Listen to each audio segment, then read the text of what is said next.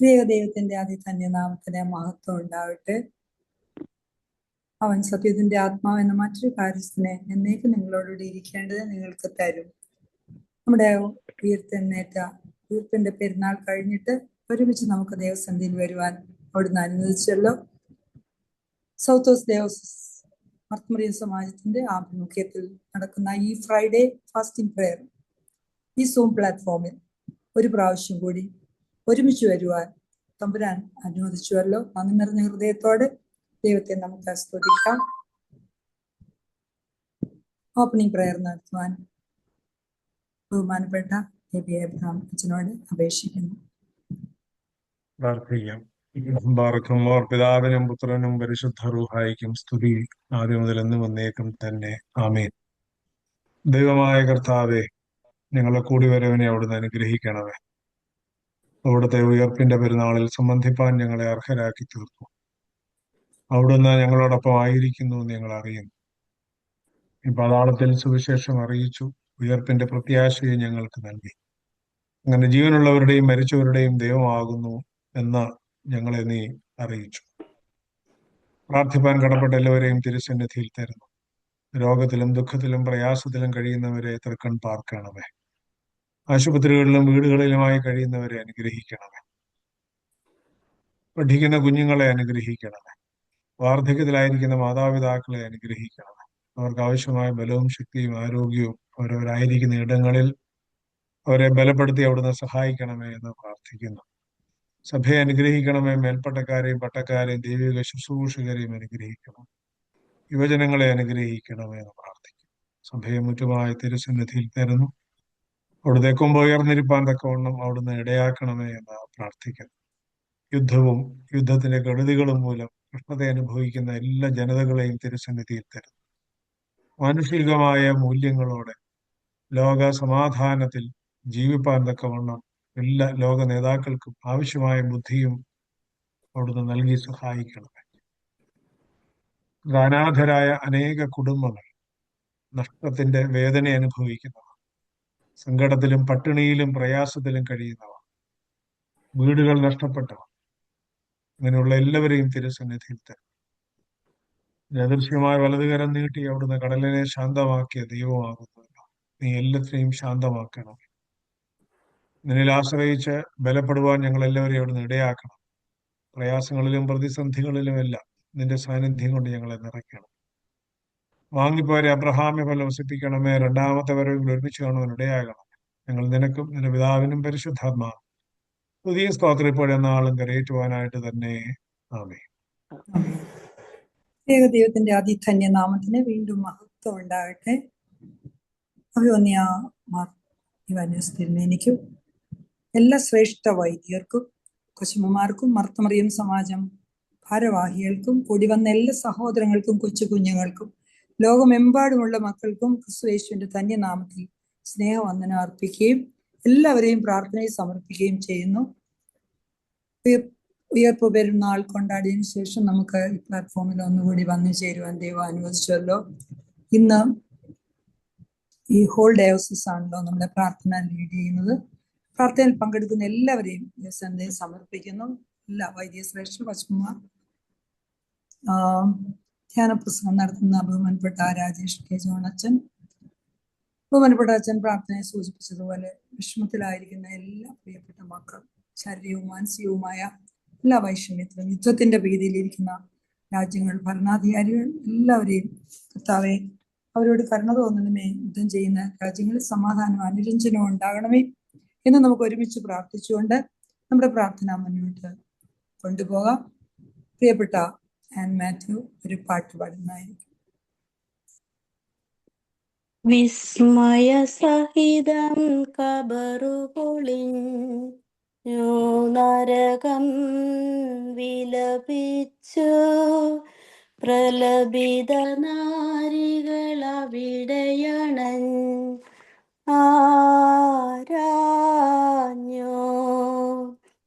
കർത്തൻ തന്നുടെ ദേഹത്തെ നീക്കിയോ യൂദർ കബറിന്നും വീരനാം തന്നുത്താനം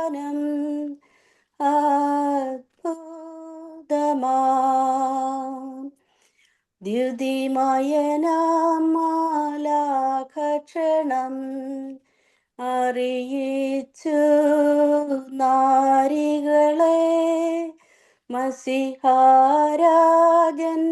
ഉത്ഥിതനായി വിടില്ല. പോകുവിൻ അറിയിച്ചിടുവിൻ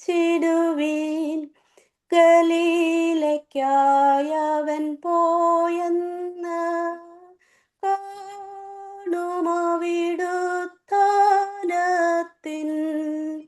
അത്ഭുതങ്ങൾ.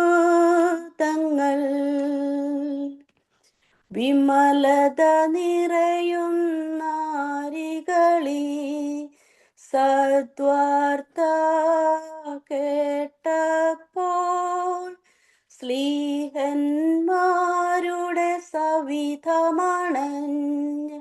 ഓതിയവർ മസീഹ മരണത്തെ കൊന്നു ബന്ധിതരെയും വിടുവിച്ചു കർത്തൃദർശനമതിനായി പോയിടുവീൻ. ഗലീല തന്നിൽ മേളിച്ചു ശിഷ്യന്മാർ 11 ഉത്ഥിത മണവാളനയവരും കണ്ടവിടെ. സൈത്തിൻ പർവ്വതമതിലേറി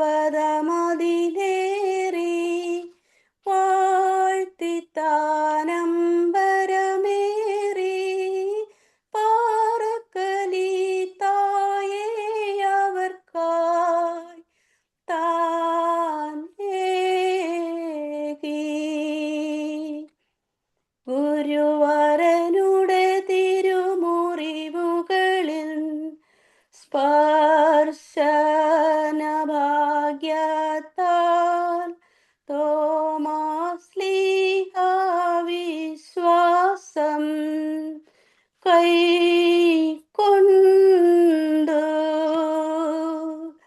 എൻ കർത്താവൻ ദൈവവുമേ തലമുടുതാതൻ ഘോഷിച്ചു കർത്തൃവേലയ്ക്കാമൂതാൽ പ്രേക്ഷിതനായി. Thank you. ഇവിടെ അന്നത്തിനെയും കുടുംബത്തെ അനുഗ്രഹിക്കണമെന്ന് പ്രാർത്ഥിക്കുന്നു. വിശുദ്ധ ഗ്രന്ഥത്തിൽ നിന്ന് വായിക്കുന്ന സമയമാകുന്നു. വിശുദ്ധ യോഹന്നാൻ സ്ലീഹയുടെ സുവിശേഷം 20-ാം അധ്യായം 19 മുതൽ 29 വരെയുള്ള വാക്യങ്ങളാണ്. എല്ലാവരും ദിവസവും തുറന്നു വെച്ച് പ്രാർത്ഥനയോടുകൂടി ഇരിക്കണമേ. വിശുദ്ധ യോഹന്നാന്റെ സുവിശേഷം 20-ാം അധ്യായം 19 മുതൽ 29 വരെയുള്ള വാക്യങ്ങൾ പ്രിയപ്പെട്ട സൂസമ്മ കുറിയാക്കോസാണ് വായിക്കുന്നത്. ആഴ്ചവട്ടത്തിന്റെ 1-ാം നാളായ ആ ദിവസം നേരം വൈകിയപ്പോൾ ശിഷ്യന്മാർ ഇരുന്ന സ്ഥലത്തോ യഹൂദന്മാരെ പേടിച്ച് വാതിലടച്ചിരിക്കെ യേശു വന്ന് നടുവിൽ നിന്നുകൊണ്ടോ നിങ്ങൾക്ക് സമാധാനമെന്ന് അവരോട് പറഞ്ഞു. ഇത് പറഞ്ഞിട്ട് അവൻ കൈയും വിലാപ്പുറവും അവരെ കാണിച്ചു. കർത്താവിനെ കണ്ടിട്ട് ശിഷ്യന്മാർ സന്തോഷിച്ചു. യേശു പിന്നെ അവരോട് നിങ്ങൾക്ക് സമാധാനം. പിതാവ് എന്നെ അയച്ചതുപോലെ ഞാനും നിങ്ങളെ അയക്കുന്നു എന്ന് പറഞ്ഞു. ഇങ്ങനെ പറഞ്ഞ ശേഷം അവൻ അവരുടെ മേൽ ഊതി അവരോട് പരിശുദ്ധാത്മാവിനെ കൈക്കൊള്ളുവീൻ. ആരുടെ പാപങ്ങൾ നിങ്ങൾ മോചിക്കുന്നുവോ അവർക്ക് മോചിക്കപ്പെട്ടിരിക്കുന്നു, ആരുടെ പാപങ്ങൾ നിർത്തുന്നുവോ അവർക്ക് നിർത്തിയിരിക്കുന്നു എന്ന് പറഞ്ഞു.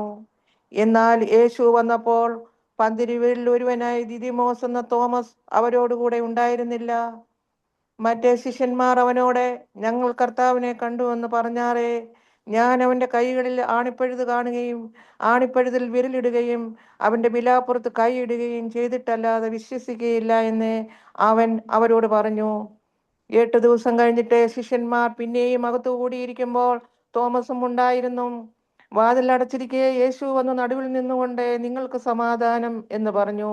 പിന്നെ തോമസിനോട്, നിന്റെ വിരൽ ഇങ്ങോട്ട് നീട്ടി എൻ്റെ കൈകളെ കാണുക, നിന്റെ കൈ നീട്ടി എൻ്റെ വിലാപ്പുറത്തിടുക, അവിശ്വാസിയാകാതെ വിശ്വാസിയായിരിക്ക എന്ന് പറഞ്ഞു. തോമസ് അവനോട്, എൻ്റെ കർത്താവും എൻ്റെ ദൈവവുമായുള്ളവേ എന്ന് ഉത്തരം പറഞ്ഞു. യേശു അവനോട്, നീ എന്നെ കണ്ടതുകൊണ്ട് വിശ്വസിച്ചു, കാണാതെ വിശ്വസിച്ചവർ ഭാഗ്യവാന്മാർ എന്ന് പറഞ്ഞു. പാറയ്ക്കുമോ. സുസമയം കുടുംബത്തെ അനുഗ്രഹിക്കണമെന്ന് പ്രാർത്ഥിക്കുന്നു. ഇപ്പോൾ കൗമയുടെയും അനുതാപ പ്രാർത്ഥനയുടെയും സമയമാകുമെന്ന് ബഹുമാനപ്പെട്ട അച്ഛനോട് അപേക്ഷിക്കുന്നു. പ്രാർത്ഥിക്കാം. ബാർഖമാർ പിതാവിനും പുത്രനും പരിശുദ്ധ റൂഹായിക്കും സ്തുതി, ആദ്യം മുതൽ എന്നും എന്നേക്കും തന്നെ. ആമീൻ. എന്റെ സ്തുതികളാൽ ആകാശവും ഭൂമിയും നിറഞ്ഞിരിക്കുന്ന ബലവാനായ ദൈവം തമ്പുരാൻ പരിശുദ്ധൻ പരിശുദ്ധൻ പരിശുദ്ധൻ ഉയരങ്ങളിൽ സ്തുതി. ദൈവമായ കർത്താവിന്റെ തിരുനാമത്തിൽ വന്നവനും വരുവാനിരിക്കുന്നവനുമായ വാഴ്ത്തപ്പെട്ടവനാകുന്ന ഉയരങ്ങളിൽ സ്തുതി. ദൈവമേ, നീ പരിശുദ്ധനാകുന്നു. ബലവാനെ, നീ പരിശുദ്ധനാകുന്നു. മരണമില്ലാത്തവനെ, നീ പരിശുദ്ധനാകുന്നു. ഞങ്ങൾക്ക് വേണ്ടി കുരിശിക്കപ്പെട്ടവനെ, ഞങ്ങളോട് കരുണ ചെയ്യണമേ. ദൈവമേ, നീ പരിശുദ്ധനാകുന്നു. ബലവാനെ, നീ പരിശുദ്ധനാകുന്നു. മരണമില്ലാത്തവനെ, നീ പരിശുദ്ധനാകുന്നു. ഞങ്ങൾക്ക് വേണ്ടി കുരിശിക്കപ്പെട്ടവനെ, ഞങ്ങളോട് കരുണ ചെയ്യണമേ. ദൈവമേ, നീ പരിശുദ്ധനാകുന്നു. ബലവാനെ, നീ പരിശുദ്ധനാകുന്നു. മരണമില്ലാത്തവനെ, നീ പരിശുദ്ധനാകുന്നു. ഞങ്ങൾക്ക് വേണ്ടി കുരിശിക്കപ്പെട്ടവനെ, ഞങ്ങളോട് കരുണ ചെയ്യണമേ. ഞങ്ങളുടെ കർത്താവെ, ഞങ്ങളോട് കരുണ ചെയ്യണമേ. ഞങ്ങളുടെ കർത്താവെ, കൃപയുണ്ടായി ഞങ്ങളോട് കരുണ ചെയ്യണമേ. ഞങ്ങളുടെ കർത്താവെ, ഞങ്ങളുടെ നമസ്കാരവും ശുശ്രൂഷയും കൈക്കൊണ്ട് ഞങ്ങളോട് കരുണ ചെയ്യണമേ. ദൈവമേ, നിനക്ക് സ്തുതി. സ്രഷ്ടാവേ, നിനക്ക് സ്തുതി. ഭാവികളായ നടിയാരോട് കരുണ ചെയ്യുന്ന മിശിഹാ രാജാവേ, നിനക്ക് സ്തുതി. ബാറക്കുമാർ. സ്വർഗസ്ഥനായ ഞങ്ങളുടെ പിതാവേ, നിന്റെ തിരുനാമം പരിശുദ്ധപ്പെടണമേ. നിന്റെ രാജ്യം വരണമേ. നിന്റെ തിരുഷ്ടം സ്വർഗത്തിലെ പോലെ ഭൂമിയിലും ആകണമേ. ഞങ്ങൾക്ക് ആവശ്യമുള്ള അപ്പം നീ ഞങ്ങൾക്ക് നൽകണമേ. ഞങ്ങളുടെ കടക്കാരോട് ഞങ്ങൾ ക്ഷമിച്ചതുപോലെ ഞങ്ങളുടെ കടങ്ങളും പാപങ്ങളും ഞങ്ങളോട് ക്ഷമിക്കണമേ. പരീക്ഷയിലേക്ക് ഞങ്ങളെ പ്രവേശിപ്പിക്കരുത്, പിന്നെയോ ദുഷ്ടൻ ഞങ്ങളെ രക്ഷിച്ചുകൊള്ളണമേ. എന്തുകൊണ്ടെന്നാൽ രാജ്യവും ശക്തിയും മഹത്വം നീക്ക് നിനക്കുള്ളതാകുന്നു. ആമീൻ. കൃപ നിറഞ്ഞ മറിയമേ, നിനക്ക് സമാധാനം. നമ്മുടെ കർത്താവ് നിന്നോടുകൂടെ. സ്ത്രീകളിൽ വാഴ്ത്തപ്പെട്ടവൾ നീയാകുന്നു. നിന്റെ ഗർഭഫലമായ നമ്മുടെ കർത്താവ് യേശു മിശിഹാ വാഴ്ത്തപ്പെട്ടവനാകുന്നു. യുദ്ധമുള്ള എന്റെ മർത്ത മറിയമേ, തമ്പുരാന്റെ അമ്മേ, പാപികളായ ഞങ്ങൾക്ക് വേണ്ടി ഇപ്പോഴെപ്പോഴും ഞങ്ങളുടെ മരണസമയത്തും ദൈവം തമ്പുരാനോട് അപേക്ഷിച്ചു കൊള്ളണമേ. ആമീൻ. ബാറഖുമോർ. മുള്ളുകൾ നിറഞ്ഞിരിക്കുന്ന ഭൂമിയുടെ അരിഷ്ടതകളിൽ നിന്ന് ഞങ്ങളെ കരയേറ്റുവാൻ വേണ്ടി കൃപയോടെ കുരിശിലേക്ക് കരയേറിയവനായി മനുഷ്യത്തിന്റെ രക്ഷകനായ മിശിഹാ, നിന്റെ സ്ലീബായുടെ പ്രകാശം എന്റെ മേൽ ശോഭിപ്പിക്കണമേ. എന്റെ ആത്മാവിന്റെ അന്ധകാരത്തെ നീക്ക് പ്രകാശിപ്പിക്കണമേ. എന്റെ കർത്താവേ, നീ എന്റെ ദൈവമാകൊണ്ടും ഞാൻ നിന്നെ സ്നേഹിക്കുന്നത് കൊണ്ടും നിന്റെ വലം കൈ എന്റെ മേൽ വെപ്പാനായിട്ട് എന്റെ ആത്മാവ് നിന്റെ പുറകെ പുറപ്പെട്ടിരിക്കുന്നത് കൊണ്ടും ഞാൻ നടക്കേണ്ടുന്നതായ നിന്റെ വഴി എനിക്ക് കാണിച്ചു തരണമേ. കർത്താവെ, നിന്റെ ഇഷ്ടം പ്രവർത്തിപ്പാൻ നിന്റെ കൃപയാൽ എന്നെ യോഗ്യനാക്കണമേ. കർത്താവായ യേശു മിശിഹാ, എന്റെ വായ് നിന്റെ സ്തുതിപ്പുകൾ കൊണ്ടും എന്റെ നാവ് നിന്റെ സ്തോത്രങ്ങൾ കൊണ്ടും നിറഞ്ഞിരിക്കുന്ന അവസരത്തിൽ നിനക്ക് ഇഷ്ടമുള്ളതായ അവസാനം എനിക്ക് നൽകുകയും ചെയ്യുമാറാകണമേ. ആമീൻ. ബഹുമാനപ്പെട്ട അച്ഛനെയും അച്ഛൻ്റെ പ്രവർത്തനങ്ങളെയും കുടുംബത്തെയും അനുഗ്രഹിക്കണമെന്ന് പ്രാർത്ഥിക്കുന്നതോടൊപ്പം ഇപ്പോൾ അച്ഛനോടൊപ്പം നാം പ്രാർത്ഥന കഴിക്കുന്ന ഈ സമയത്ത് ദൂരത്തിന്മേലധികാരമുള്ള കർത്താവ് അനേകർക്ക് സൗഖ്യവും അതേപോലെ തന്നെ ശുദ്ധീകരണവും എല്ലാവർക്കും, യുദ്ധത്തിന്റെ കെടുതിയിലിരിക്കുന്നവർക്കും രോഗക്കിടക്കിൽ കിടക്കുന്നവർക്കും ഒക്കെയും അനുഗ്രഹം നൽകണമേ എന്ന് നാം പ്രാർത്ഥിച്ചുകൊണ്ടും നമ്മുടെ പ്രാർത്ഥന മുന്നോട്ട് തുടരാം. പ്രിയപ്പെട്ട സൂസൻ ഉമ്മൻ പാട്ടുപാടുന്നു. നന്ദിയാലെന്നുള്ളം തുള്ളുന്നേ, വല്ലഭാ നിൻ കൃപയോർക്കുമ്പോ. നന്ദിയാലെന്നുള്ളം തുള്ളുന്നേ, വല്ലഭാ നിൻ കൃപയോർക്കുമ്പോ. വർണ്ണിച്ചിടാൻ സാധ്യമല്ലത് എൻ ജീവിതത്തിൽ ചെയ്ത ക്രിയകൾ. വർണ്ണിച്ചിടാൻ സാധ്യമല്ലത് എൻ ജീവിതത്തിൽ ചെയ്ത ക്രിയകൾ. കൊടും പാപിയായിരുന്നെന്നെ വൻചേറ്റിൽ നിന്നും കയറ്റി. കൊടും പാപിയായിരുന്നെന്നെ വൻചേറ്റിൽ നിന്നും കയറ്റി ക്രിസ്തുവാകും പാറമേൽ നിർത്തി പുത്തൻ പാട്ടുമെന്റെ നാവിൽ തന്നതാ ക്രിസ്തുവാകും പാറമേൽ നിർത്തി പുത്തൻ പാട്ടുമെന്റെ നാവിൽ തന്നതാ നന്ദിയാലെന്നുള്ളം തുള്ളുന്നേ വല്ലഭാ നിൻ കൃപയോർക്കുമ്പോൾ വർണ്ണിച്ചിടാൻ സാധ്യമല്ലത് എൻ ജീവിതത്തിൽ ചെയ്ത ക്രിയകൾ വർണ്ണിച്ചിടാൻ സാധ്യമല്ലത് എൻ ജീവിതത്തിൽ ചെയ്ത ക്രിയകൾ വൻ ശോധനാവേളയിൽ തീച്ചൂളയിൻ നടുവിൽ വൻ ശോധനാവേളയിൽ തീച്ചൂളയിൻ നടുവിൽ ചാരത്തണച്ചു രക്ഷിച്ച മമകാന്തനെ നിൻ സ്നേഹമോർക്കുമ്പോ തണച്ചു രക്ഷിച്ച മമകാന്തനെ നിൻ സ്നേഹമോർക്കുമ്പോ നന്ദിയാലെന്നുള്ളം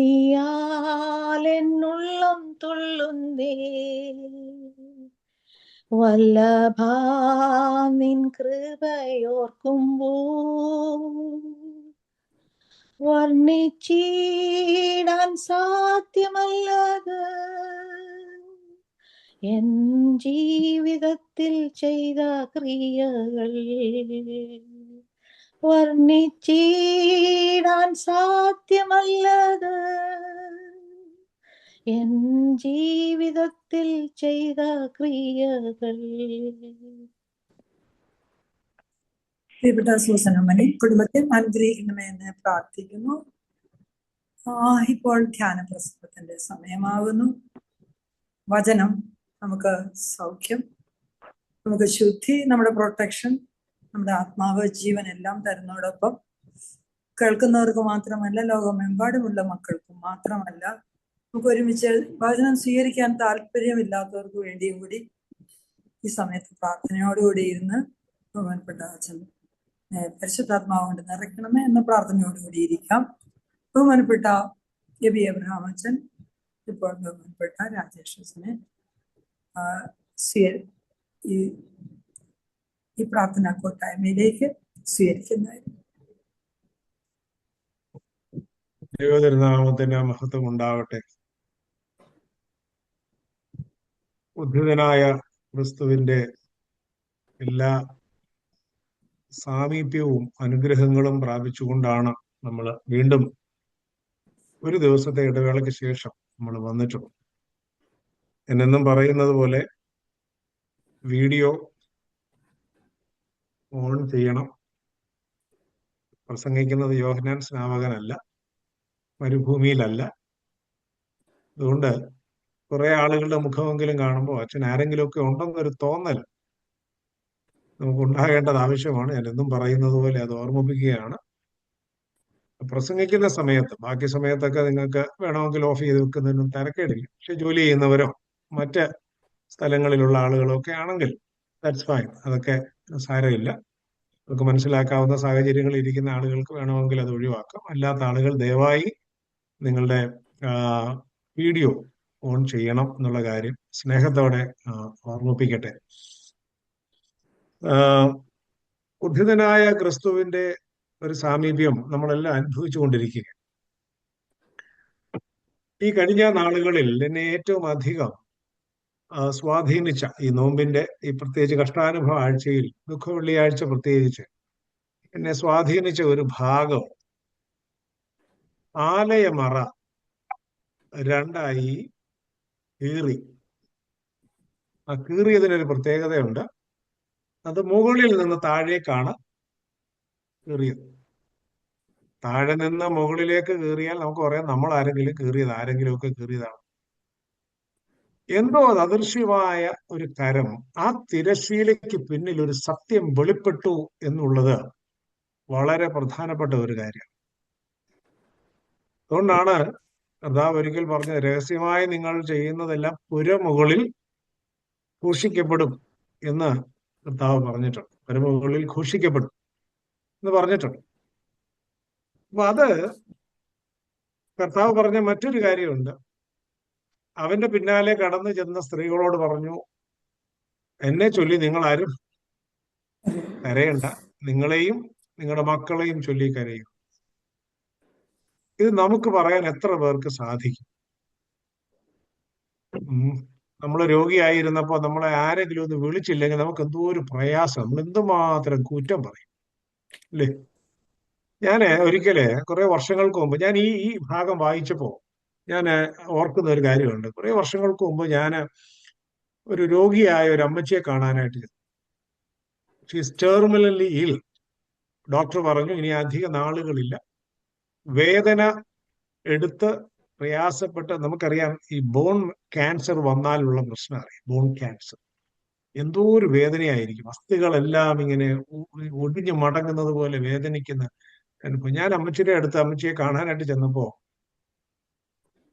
ഞാൻ പോയത് അമ്മച്ചിക്ക് ഒരു ശകലം ആശ്വാസം കൊടുക്കാനായിട്ടാണ് പോയത്. പക്ഷെ അവിടെ ചെന്നപ്പോ അമ്മച്ചി എന്റെ കാര്യങ്ങളും എന്റെ വീട്ടിലെ കാര്യങ്ങളും പള്ളിയിലെ കാര്യങ്ങളും മറ്റു കാര്യങ്ങളും ഒക്കെ അന്വേഷിക്കാൻ തുടങ്ങി. എനിക്ക് അങ്ങോട്ട് ചോദിക്കാൻ ഒരു അവസരം പോലും അമ്മച്ചി തരുന്നില്ല. ഇതെല്ലാം കഴിഞ്ഞ് പോകാൻ നേരം ഞാൻ അമ്മച്ചിയോട് ചോദിച്ചു, അമ്മച്ചി ഇതെങ്ങനെയാ സാധിക്കുന്നത്? ഇത്രയും വേദനയിലും പ്രയാസത്തിലും ദുഃഖത്തിലും ഇരിക്കുമ്പോ പറയും. അപ്പൊ അമ്മച്ചി പറഞ്ഞു,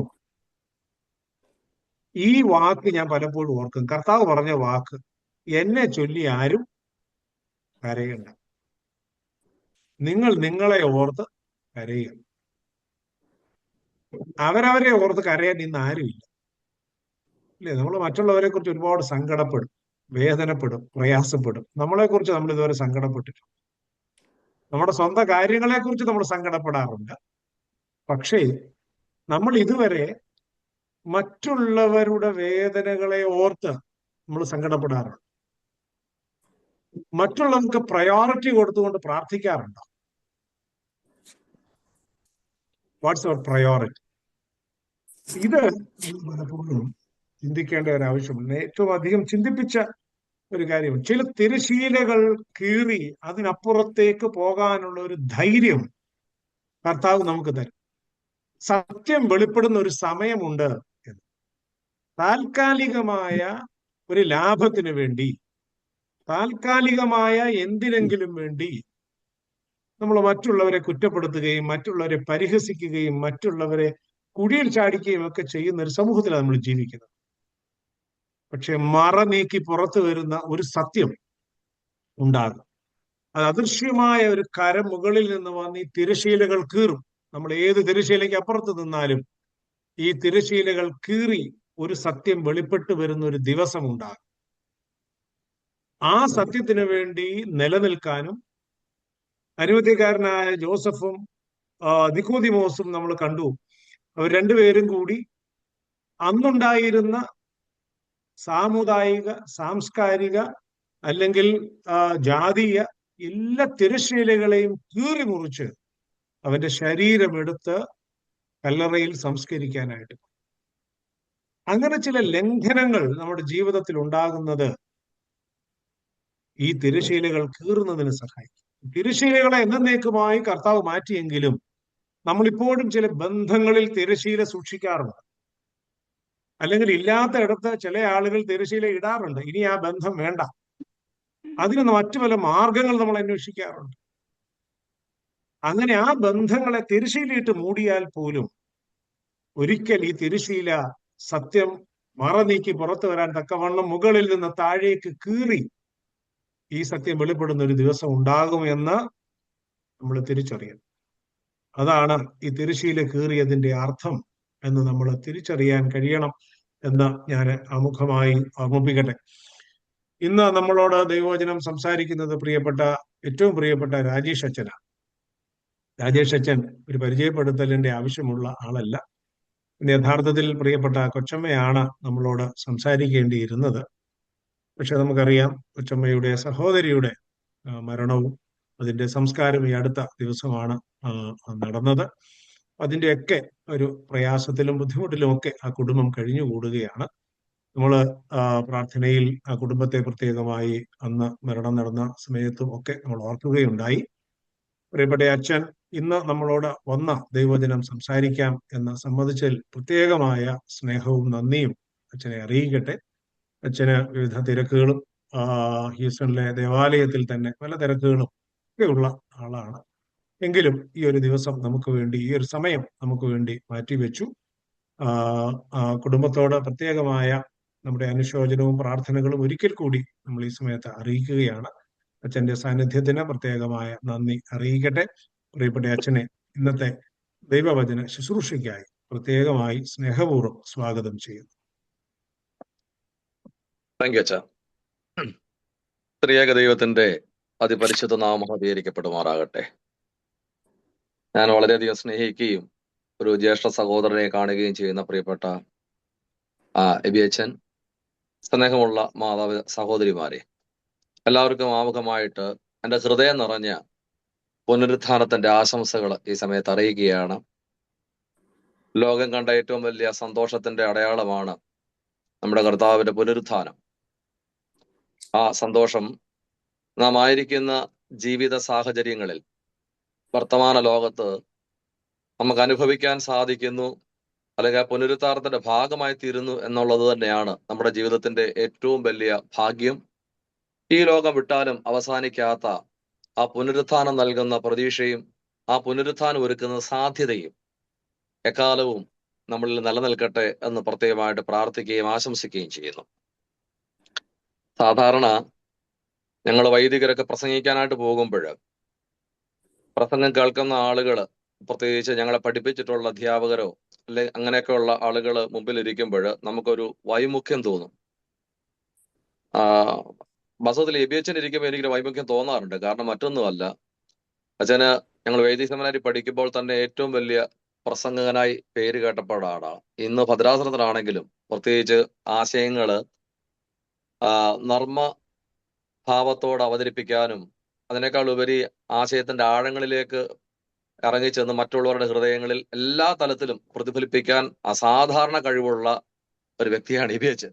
അച്ഛന്റെ മുന്നിലൊക്കെ പ്രസംഗിക്കുമ്പോൾ നമുക്കൊരു മടിയൊക്കെ ഉണ്ട്. പിന്നെ അച്ഛൻ എന്നെ ശരിക്കും അറിയാവുന്നതുകൊണ്ട് പിന്നെ ഞാൻ കൂടുതൽ പ്രത്യേകിച്ച് ആമുഖമായിട്ടൊന്നും പറയുന്നില്ലെന്നുള്ളതേ ഉള്ളൂ. എങ്കിൽ തന്നെയും അച്ഛന്റെ സാന്നിധ്യം ഇതിൽ ഉണ്ടാകുന്നു എന്നുള്ളത്, നേതൃത്വം ഉണ്ടാകുന്നു എന്നുള്ളത് ഏറ്റവും സന്തോഷമുണ്ട്. അതോടൊപ്പം തന്നെ ഈ ഒരു വെള്ളിയാഴ്ച പ്രാർത്ഥനയിൽ ഇത്രയും ആളുകൾ മുടങ്ങാതെ, അതൊരു ഒരാളുടെ രോഗസൗഖ്യവുമായി ബന്ധപ്പെട്ട് ആരംഭിച്ചതാണെങ്കിലും ഇത് ഇത്രയും വർഷം മുടങ്ങാതെ എല്ലാ വെള്ളിയാഴ്ചയും നടക്കുന്നു എന്നുള്ളതിൽ ഒരുപാട് സന്തോഷമുണ്ട്. ബുധനാഴ്ച പ്രാർത്ഥനയെ നമുക്കറിയാം, അതിന്റെ ചുമതല എനിക്കുണ്ടെന്നുള്ള അറിയാം. അതിങ്ങനെ നടക്കുന്നു. നമ്മുടെ ഭദ്രാസനത്തിലെ ആളുകളെ ആത്മീയതയിൽ കൂട്ടിയണക്കുന്ന രണ്ട് ചങ്ങലകളായിട്ടാണ് ബുധനാഴ്ച പ്രാർത്ഥനയും വെള്ളിയാഴ്ച പ്രാർത്ഥനയും നടക്കുന്നത്.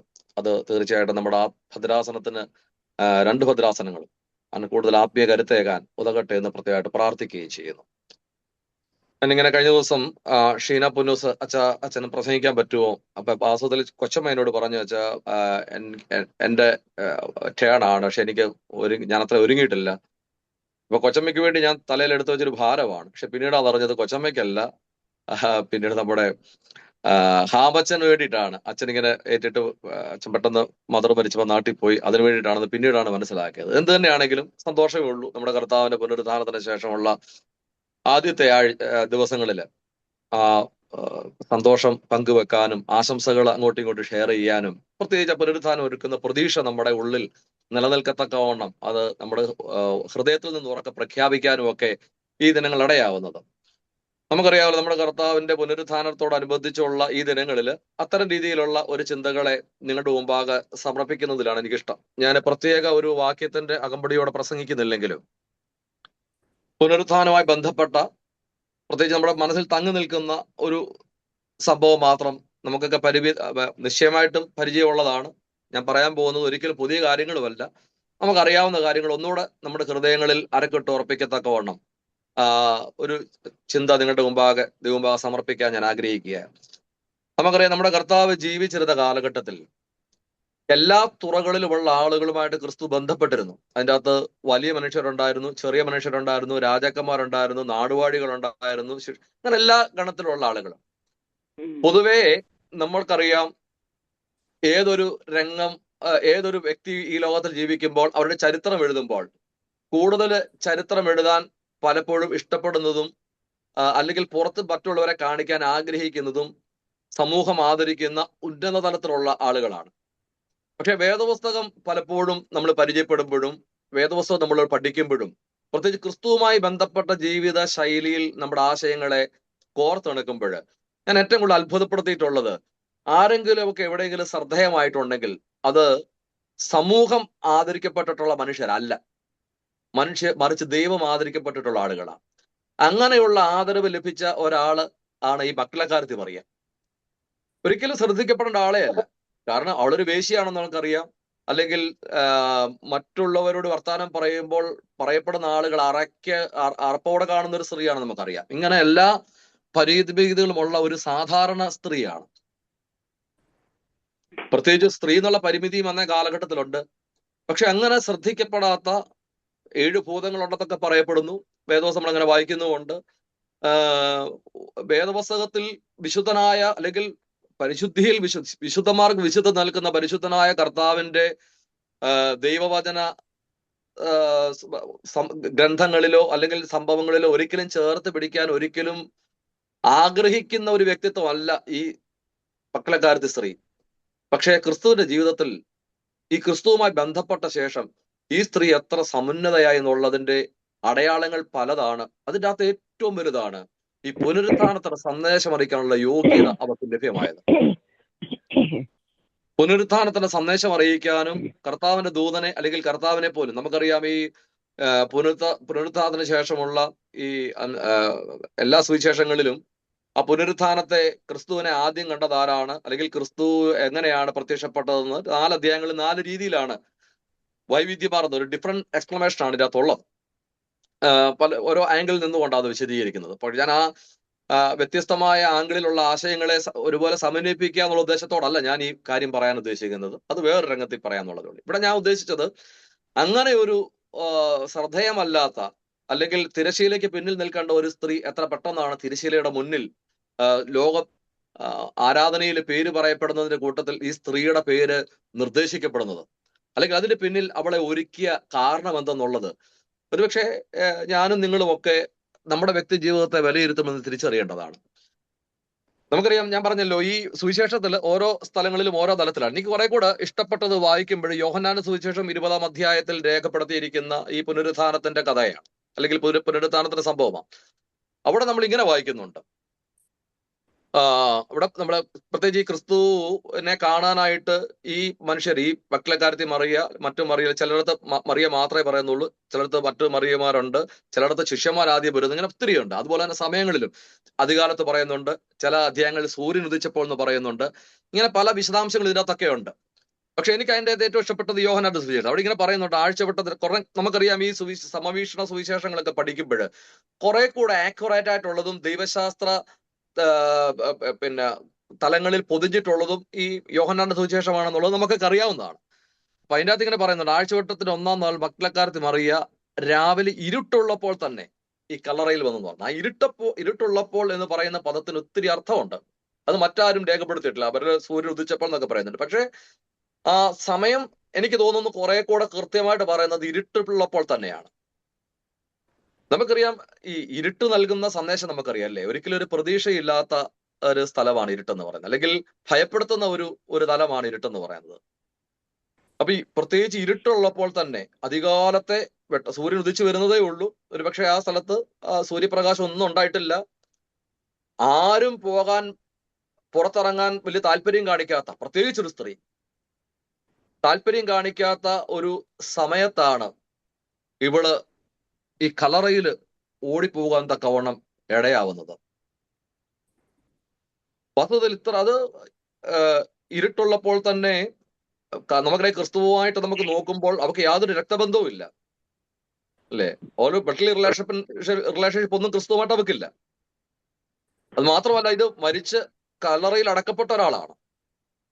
കാരണം ഒരാൾ മരിച്ച് കല്ലറയിൽ അടക്കപ്പെടുക എന്ന് പറഞ്ഞു കഴിഞ്ഞാൽ പിന്നെ നമുക്ക് അവരെ കൊണ്ട് വലിയ പ്രയോജനമൊന്നുമില്ല. അപ്പൊ കല്ലറയിൽ അടക്കപ്പെട്ട തന്റെ വ്യക്തിബന്ധങ്ങളൊന്നും രക്തബദ്ധമായി ഒന്നുമില്ലാത്ത ക്രിസ്തു എന്ന ഒരു മനുഷ്യനെ കല്ലറയിൽ കൊണ്ടടക്കി, അതിനുശേഷം ഈ സ്ത്രീ ഇരുട്ടുള്ളപ്പോൾ, ഒരു സ്ത്രീയുടേതായ പരിമിതികളെല്ലാം ഉള്ളപ്പോൾ, നമ്മുടെ ഇന്നത്തെ പോലെ സുഗമമായ യാത്ര ചെയ്യാൻ ഇല്ലാതിരിക്കെ ഈ കല്ലറയിൽ കാണാനായിട്ട് പോകാൻ അവൾ ഒരുങ്ങുക എന്ന് പറയുമ്പോൾ അവളെ ഭരിച്ച ആ സ്നേഹത്തിന്റെ ആഴം എന്താണെന്നുള്ളത് നമ്മൾ നല്ലവണ്ണം ചിന്തിക്കേണ്ട ഒരു സംഗതി തന്നെ. എങ്ങനെയാണ് അവിടെ ക്രിസ്തുവിനെ സ്നേഹിച്ചതെന്നുള്ളത് നമുക്കറിയാം. അവളുടെ ചെറുപ്പകാലത്ത് നമ്മൾ ക്രിസ്തുവിനെ അറിഞ്ഞിട്ട് പോലുമില്ല. ഒരുപക്ഷെ ഈ ഖലീൽ ജിബ്രാൻ തന്റെ കൃതിയൊക്കെ എഴുതുമ്പോൾ ഈ ക്രിസ്തുവുമായിട്ടുള്ള ബന്ധമൊക്കെ കാണിക്കുന്നത് വളരെ രസകരമായ ഒരു തലത്തിലാണ്. ഖലീൽ ജിബ്രാന്റെ മനുഷ്യപുത്രനായ ക്രിസ്തു എന്ന ഗ്രന്ഥത്തിൽ അവിടെ രേഖപ്പെടുത്തുന്നത്, ഇവള് ക്രിസ്തുവിനെ അന്വേഷിക്കുന്നത് ഒരുപക്ഷെ മറ്റുള്ള ആളുകൾ ഇവിടെ തേടി ചെല്ലുമ്പോൾ ഇവർക്ക് ലഭിക്കുന്ന ചില സാമ്പത്തിക മേന്മയുണ്ട്. ആ മേന്മയുടെ ഗണത്തിലാണ് അവളെ ക്രിസ്തുവിനെ പെടുത്തുകയും, എന്നാൽ അവൾക്ക് കുറെ കൂടെ ക്രിസ്തുവിന് ഇഷ്ടം അയാൾ ശ്രദ്ധിക്കപ്പെടുന്ന ഒരു വിപ്ലവകാരിയെ പോലെ നടക്കുന്ന ഒരു യുവാവായതുകൊണ്ട് മറ്റുള്ളവരെക്കാൾ കുറെ കൂടെ ക്രിസ്തുവിനെ അവൾ ആകർഷിച്ചു എന്നുള്ളതാണ്. അതൊരു ആത്മീയ തലത്തിലല്ല, അത് ജഡീകമായ തലത്തിലാണ്, അല്ലെങ്കിൽ ഒരു ലൗകികമായ തലത്തിലാണ്. പക്ഷെ അങ്ങനെ ക്രിസ്തുവിനെ അന്വേഷിച്ച് ചെന്ന ഈ സ്ത്രീ ക്രിസ്തുവിനെ കണ്ടപ്പോൾ അവളുടെ ജീവിതത്തിൽ ഉണ്ടായ സമഗ്രമായ പരിവർത്തനം ആണ് ഈ മക്കളക്കാരത്തിമാരുടെ ജീവിതം നമ്മൾ എടുത്തു കാണിക്കുന്നത്. അപ്പൊ അന്ന് മുതൽ അവിടെ ഉള്ളിൽ ക്രിസ്തു എന്ന് പറയുന്ന ഒരു രൂപം എന്ന് പറയുന്നത് അവിടെ എല്ലാവരെക്കാളിലും, അവളെ സൃഷ്ടിച്ച മാതാപിതാക്കളെക്കാളും അവരുടെ എല്ലാ ബന്ധങ്ങളെക്കാളിലും അവളെക്കാൾ കൂടുതൽ സ്നേഹിച്ചിരുന്നത് ക്രിസ്തുവിനെ ആകുന്നു എന്നുള്ളതാണ്. അതുകൊണ്ടാണ് ഇരുട്ടൊരു തടസ്സമല്ലാതെ ക്രിസ്തുവിന്റെ സമീപത്ത് ചെല്ലാനുള്ള താല്പര്യം കാണിച്ചത്. എന്ന് പറഞ്ഞാൽ, ഒരു മനുഷ്യൻ അവനേക്കാൾ കൂടുതൽ മറ്റാരെ സ്നേഹിക്കുന്നുവോ ആ സ്നേഹിക്കുന്ന ആളുകൾക്ക് കൊടുക്കുന്ന ആ സമർപ്പണം അല്ലെങ്കിൽ സ്നേഹത്തിന്റെ ഔന്നത്യം എന്ന് പറയുന്നത് അത് നമുക്ക് മനസ്സിലാകാത്തൊരു സംഗതിയാണ്. കാരണം എനിക്ക് തോന്നുന്നു നമ്മൾ ഏറ്റവും കൂടുതൽ സ്നേഹിക്കുന്നത് നമ്മളെ തന്നെയാണ്. നമ്മളെ ആരെങ്കിലും ആദരിക്കുകയോ നമ്മളുടെ സൗന്ദര്യത്തെ പറ്റി ആരെങ്കിലും വർണ്ണിക്കുകയോ അല്ലെങ്കിൽ നമ്മൾ ഏറ്റവും കൂടുതൽ മറ്റുള്ളവരുടെ കണ്ണാടി നിർത്തി കണ്ണാടിയുടെ മുന്നിൽ നിർത്തി അവരുടെ സൗന്ദര്യം ആഗ്രഹിക്കുന്നവരല്ല. നമ്മൾ കണ്ണാടിയുടെ മുമ്പിൽ നിന്ന് നമ്മുടെ സൗന്ദര്യം, എന്റെ മുടി എങ്ങനെ വേണം, എന്റെ ചർമ്മം എങ്ങനെ വേണം, ഓരോ കൃത്യമായിട്ട് നമ്മൾ അന്വേഷിക്കുന്നത്. അപ്പൊ നമ്മൾ നമ്മളെ ഒരുപാട് സ്നേഹിക്കുന്നു എന്നുള്ളതാണ് മറ്റുള്ളവർ ആകർഷിക്കത്തക്കോണം. പക്ഷേ ഒരു വ്യക്തി അവരെക്കാൾ അപ്പുറം മറ്റൊരാളെ സ്നേഹിക്കുന്നുണ്ടെങ്കിൽ ആ സ്നേഹത്തിന്റെ ഒരു പര്യായം പറയാനില്ല. കാരണം അത്ര അതുല്യമാണ്, അത്ര ഉന്നതിയാണ് ആ സ്നേഹം എന്ന് പറയുന്നത്. അങ്ങനെയാണ് അവിടെ ക്രിസ്തുവിനെ സ്നേഹിച്ചത്.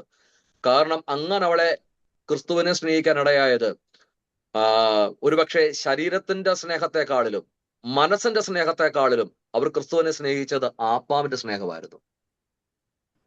ഈ ക്രിസ്തുവിന്റെ ആത്മാവിനോടുള്ള സ്നേഹമാണ്. മറ്റുള്ളതൊക്കെ വൈകാരികമായ തലമാണ്.